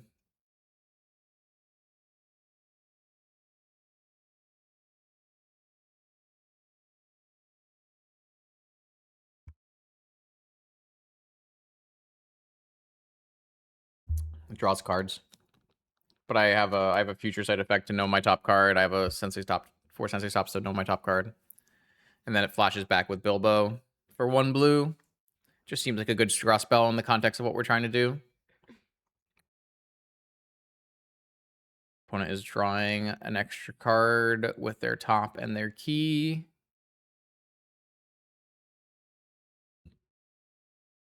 He'll be able to go 1 deeper here, looking for a top kill. I'm also at 7 life with a mana crypt, so I think we're very likely dead. Which is sad, but what was I going to do? I just did not have the tools to win this one. I mean, I guess I could not have countered Fantasticar, but...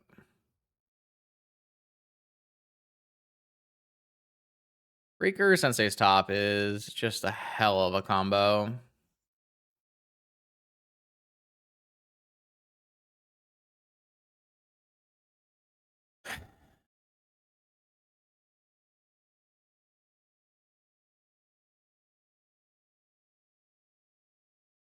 I guess the good news here is they can't hit a ring, but the bad news is I don't think I have any reasonable way to get my units in to deal another 9 damage, so...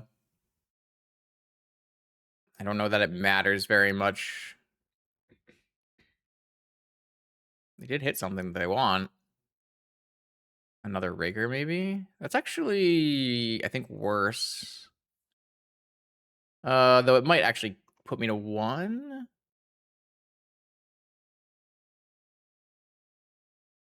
Yeah, I mean, there's definitely some gameplay with moving around Planispheres, but... So we could move the Planisphere to Bilbo and cast Time Walk and play another Planisphere, right? So move the Planisphere to Bilbo. Cast another Planisphere. Go to combat. I'm not sure my opponent was supposed to sack all of those creatures. Cast Time Walk. So now they have to block with both Flesh Rakers if they want to trade with the Bilbo. This line only worked because I won my mana crypt flipped. They're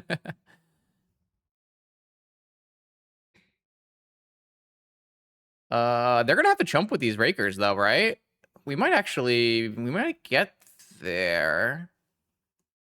I do still have to win all my flips.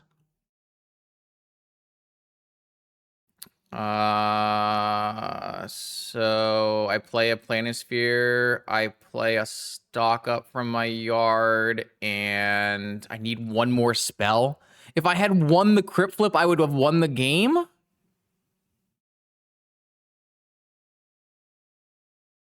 No, wait, what about a move? What if I go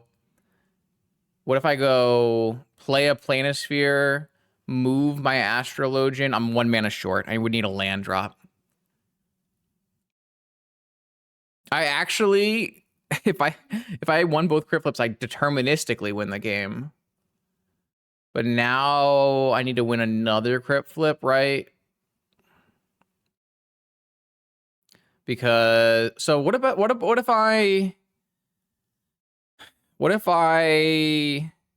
don't play the Planisphere and instead just cast stock up and give myself the ability to hit predict or ancestral, so that I can maybe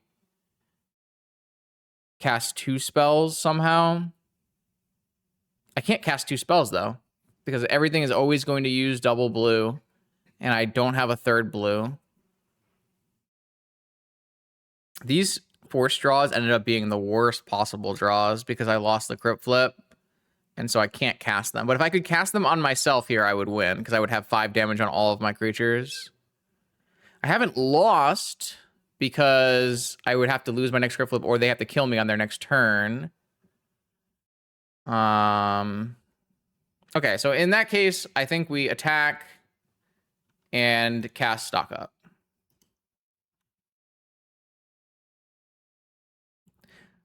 Wait, Ancestral will pump this 1 more time than normal, and so will a correctly named predict. So that was what I was thinking. Okay, yeah, that makes sense.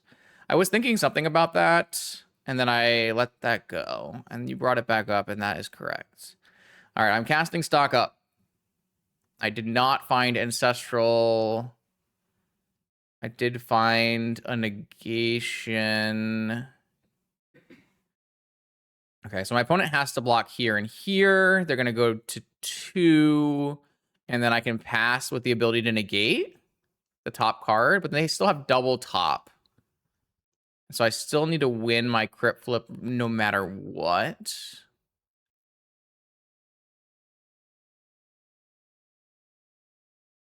But at least I can negate a spell.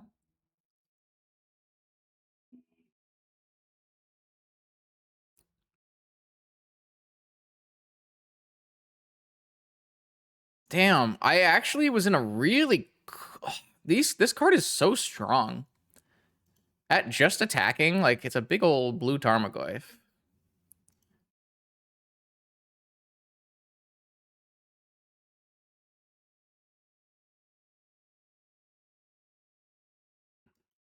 Okay. So we know they have a top on top. And they have the ability to Tezzeret for a top. Do we counter this top, or do we just try to counter a card that matters? We can't counter a Raker if they draw a Raker, and we can't counter a Crawler if they draw a Crawler. And this does get rid of a look on a spin with the Tezzeret. So I think the answer is they have less looks if we counter the top.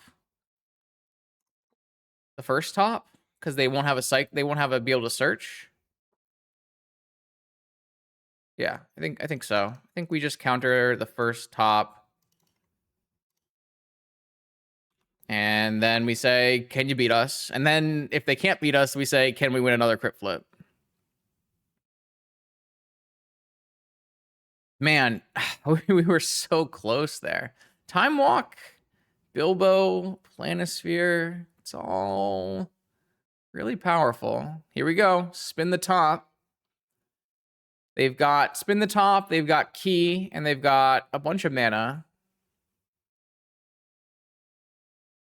Yeah, I don't know like if those cards are good though. Like we don't know, right? So I think just like making them use the Tezzeret to find another top seems like the play. Is it gonna be a 1 ring? It's a Forge. Okay. That's fine. Forge? Forge is fine. This is okay. That's not okay. Please stop doing things. That's not good. Is the 1 life I missed by not playing Planisphere gonna matter? 2 mana left. They can spin. They're drawing instead of spinning. They hit a Saga.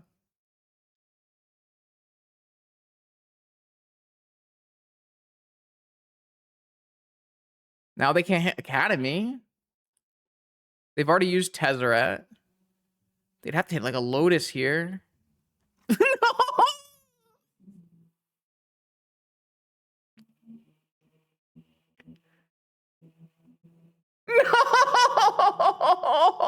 No! There's no way! They didn't even spin or anything.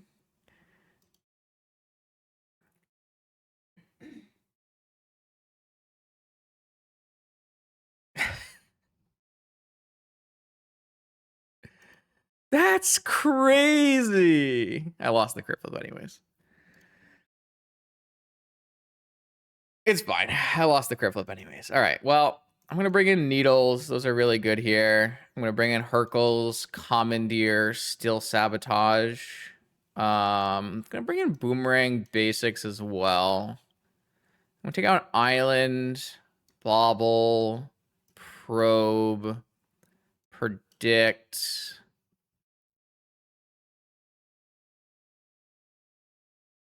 Predict wasn't lethal unless I name the top card correctly, CRK, because I need to draw 3 cards to trigger the secondary condition of Astrolabe.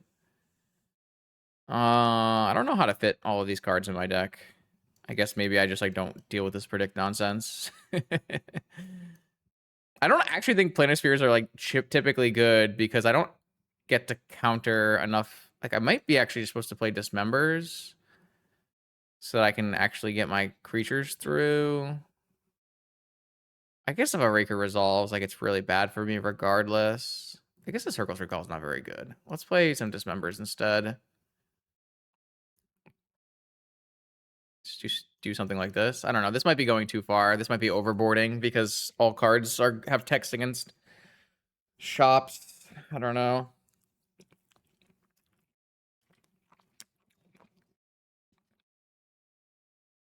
Oh.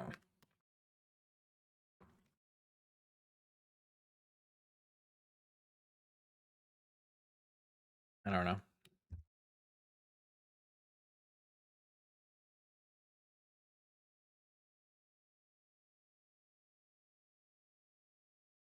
I think it's pretty cool that we almost had a deterministic time walk attacking line with moving around Planispheres. We haven't gotten to move around Planisphere much tonight, so that was pretty sweet. It says no counter magic and nothing powerful, so I'm gonna mulligan this.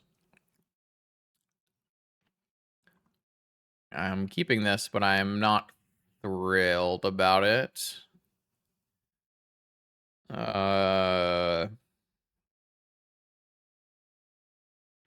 Putting back a card here is tough.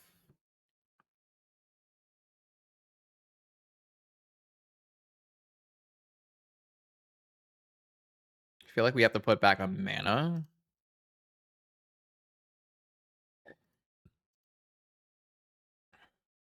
Maybe I could have put back a chip. This at least covers us for a Raker and for a ring.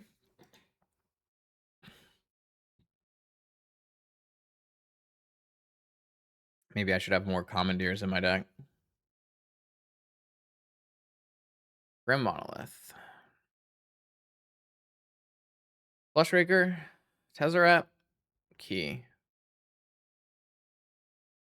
Yeah, I think I'm letting a key go. Feels really hard to counter a key there. Well, we have a ring cover, that's why. Okay. Holy shit, man. Below average Raker hand.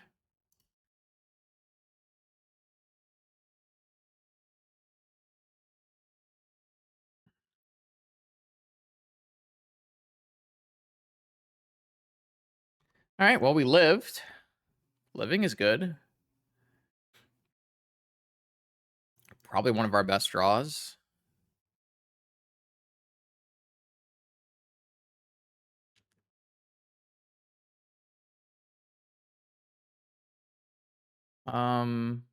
Those are interesting.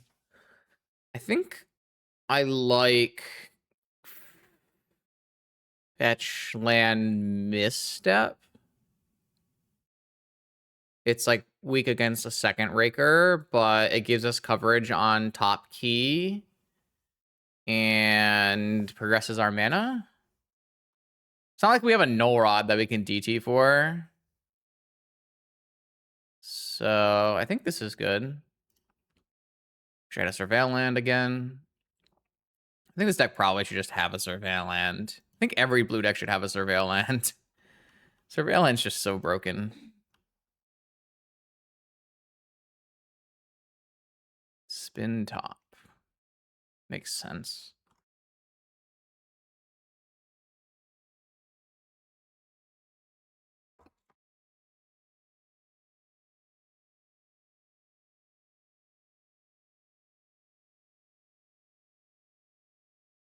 Looks like they found a ring.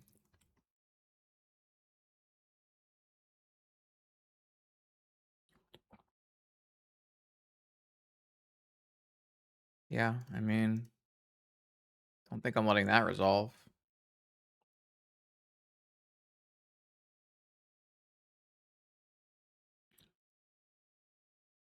And Saga Gaming. Maybe I should have countered the key. Wonder how bad. I guess they would have had Lotus at that point. Defense grid. Well, that makes my misstep play pretty bad.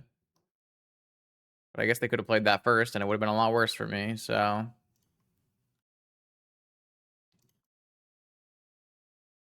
Manosphere... Reality chip...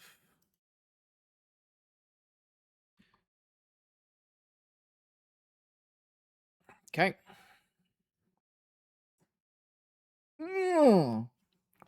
Academy? Man, it must be nice to be CRK. I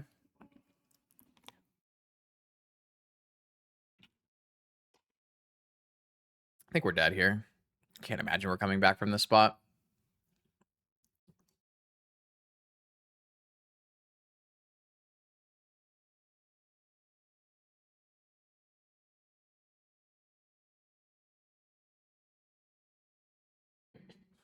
We would need a lot to go right. We would probably need reality chip to hit Bilbo underneath and for them somehow not to have killed us. I guess a ring is probably our best bet for that. But then we still need to beat them after we draw our deck. Will we be able to do that with a defense grid? Maybe. Yeah, but if someone has a broken Raker hand, it's a CRK, right?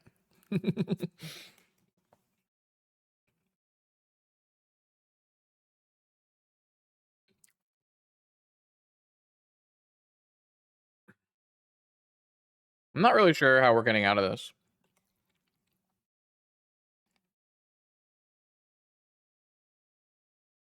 I think we'll probably be able to win if we do combo off on a turn with ring in play, because we should be able to needle ring, bounce defense grid. I don't know. It still seems kind of bad for us because we don't have a null rod, you know.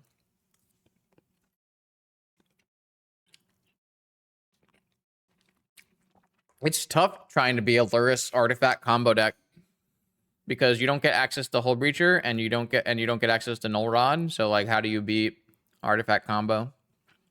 I guess Commandeer, right? Commandeer wouldn't have been very good against this draw, though. Defense grid, Raker. Commandeer is basically only good against one ring draws.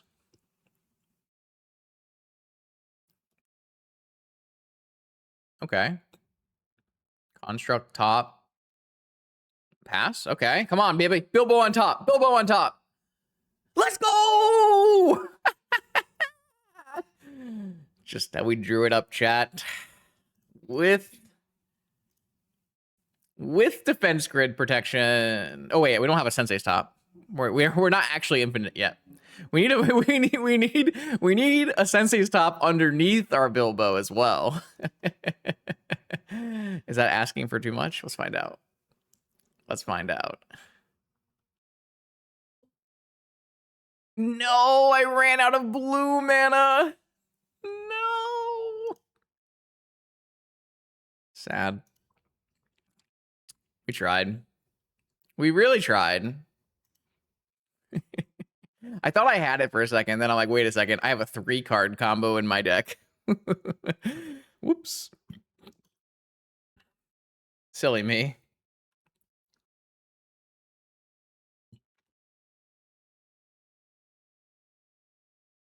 Okay, now I can't imagine we live, but we'll see what happens.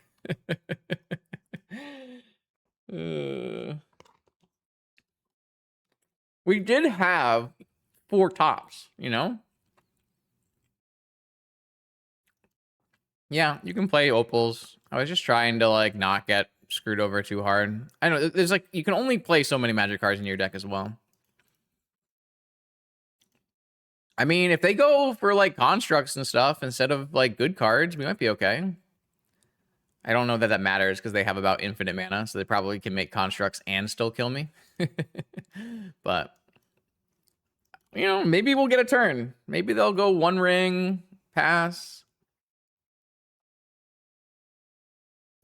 I actually just don't know if I win through a ring at this point. I didn't put the Hercules back in the deck, so I would have to bounce all the constructs with my boomerang basics. And then needle everything. I have 2 needles. Just seems like a lot.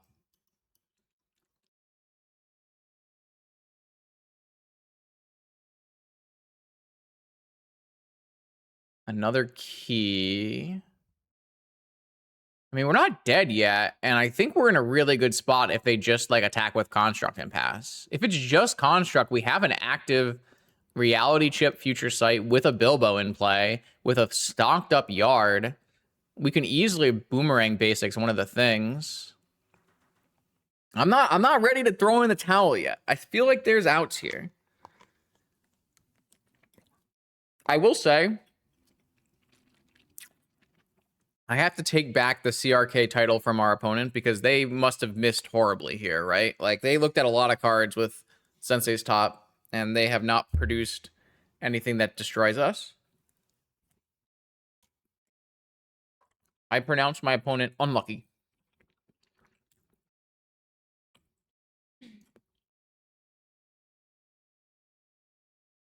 Okay, okay, okay. Sorry, that was probably really loud. All right. It's my time. Steel Sabotage.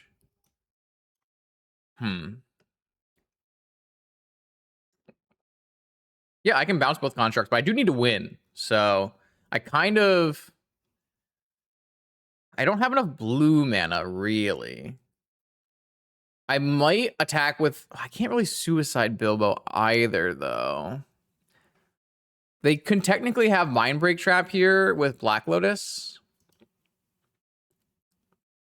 All right, I think I'm going to go Sabotage a blocker.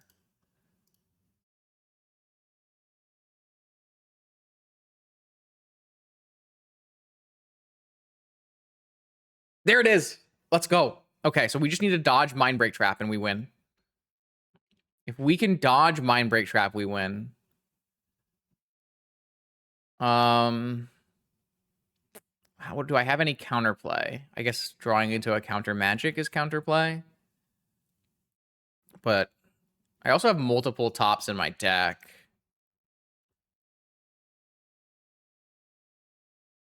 Oh, bounce the Lotus. Yeah, I should have done that.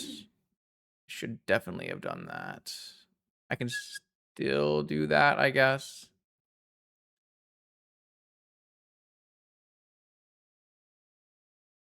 Yeah, I should have done that.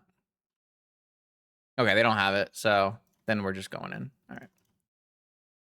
Oh, I just lost my Academy mana because I played a land off the top. All right, so we have Deterministic Lethal here. All right, game 3.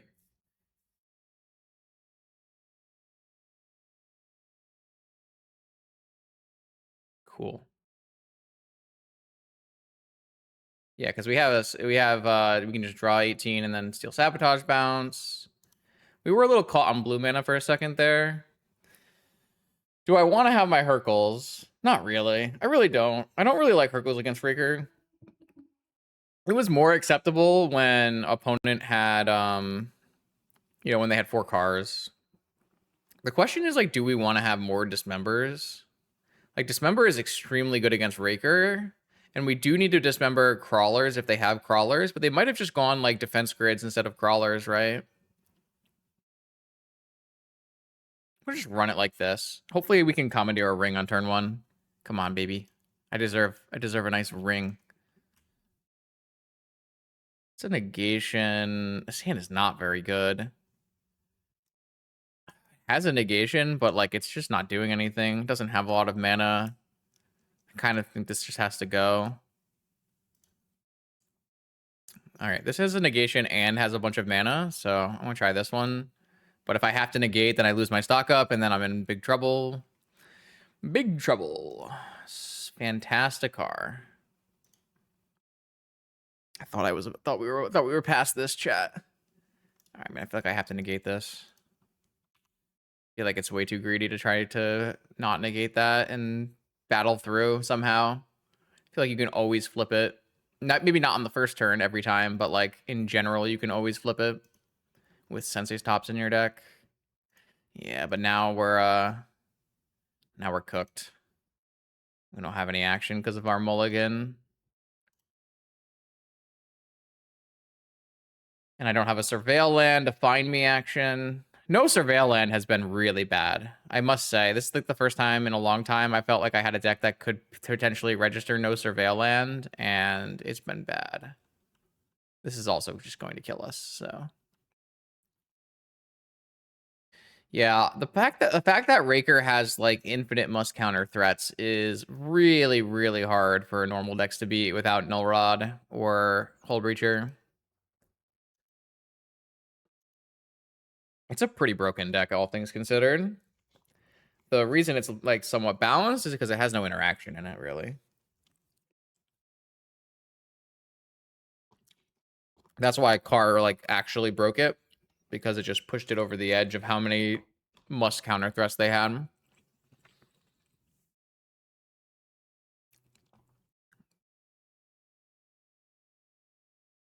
This draws them 3 cards every turn now. It's not good.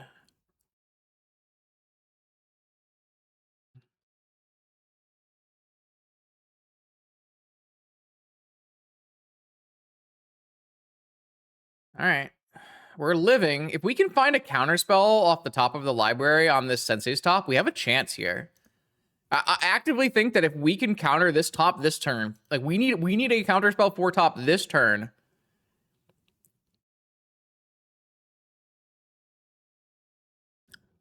Mm-hmm.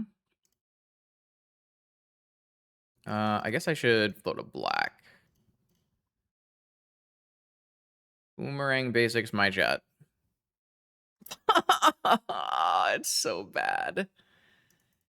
All right. Well, I did not draw. I did cut a bunch of my draw spells for what it's worth, but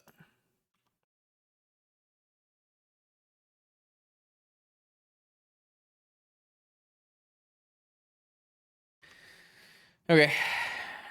I don't think we have much going on for us here. How much did I cut? I cut all the predicts. Yeah, it doesn't help the game plan for sure. But I still have like Lorien, Sensei's Top, Ancestral, stock ups. I don't know. Maybe they can brick on 3 card draw per turn. I kind of doubt it though.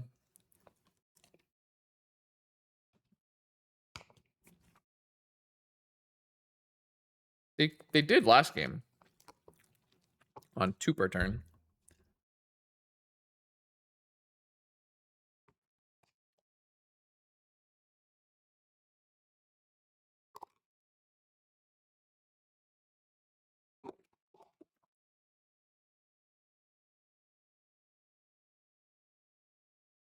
Uh-oh, they only went with 1 key.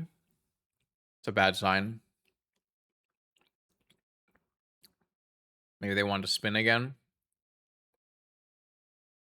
Maybe they found a ring. That kills me. 2 Tezzeret. 2 Tezzeret, 2 rings. Or 2 tops. All right.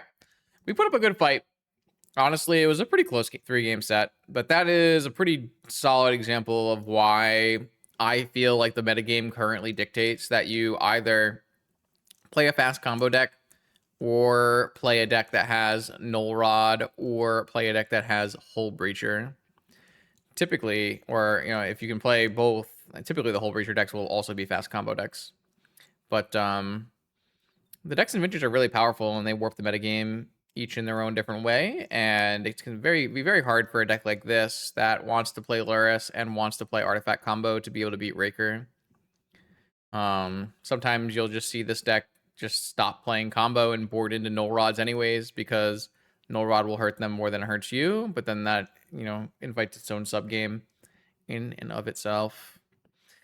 This was a fun stream, though. Obviously, it wasn't a great winning record, but I felt like we got to do a lot of the things I wanted to showcase. We did some big planar sphere attacks. We moved our planar sphere around with Diana.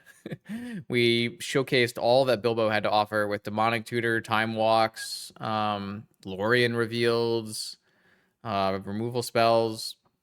We got to do both Chip as a regular card and with Predict, and we also got to do Chip as an Infinite Engine. We got to do Chip as just a Future Sight, and I think I was pretty happy. I don't know that this deck is like great, but it is good enough. Like, you're playing enough blue cards that you can do the thing. The numbers are probably in need of a bit of tweaking, and you do end up with, when you're trying to play a deck that has a multi-card combo, you kind of need multiple pieces. So you need to play a bunch of those multiple pieces, and then your deck becomes a little bit clunky. We lost a couple games because all we did was draw like Planispheres and Bilbos off the top, and we couldn't cast them because we didn't have any mana. That is definitely one of the side effects of playing a deck that's very legacy styled, I would say. Now, can you do these kind of combos and make the deck more reasonable? Yes. You can like play one reality chip, and you can play more demonic tutor, vampiric tutor, this kind of tutor. You can play one Stoneforge. Like, there's a very classic Brian Kelly list where he has one reality chip, one Stoneforge, one GT, one of everything, and then sometimes it all comes together. But then, for a stream, I think it's better to have as many of the copies as I can so that you guys can see it at work.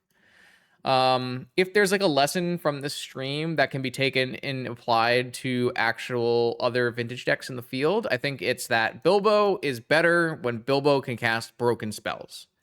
And in my opinion, the best spells that are not restricted that you would already be playing in every Bilbo deck is Stock Up and Lorien.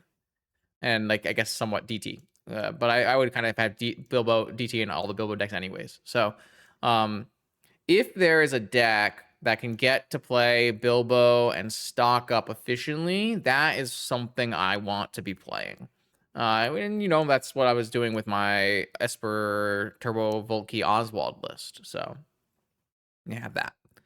That being said, like, maybe flow state is enough. Maybe stock up is not necessary. You can play some flow states. Maybe you play Bilbo Frog, and maybe that makes a strong deck as well. So much to consider.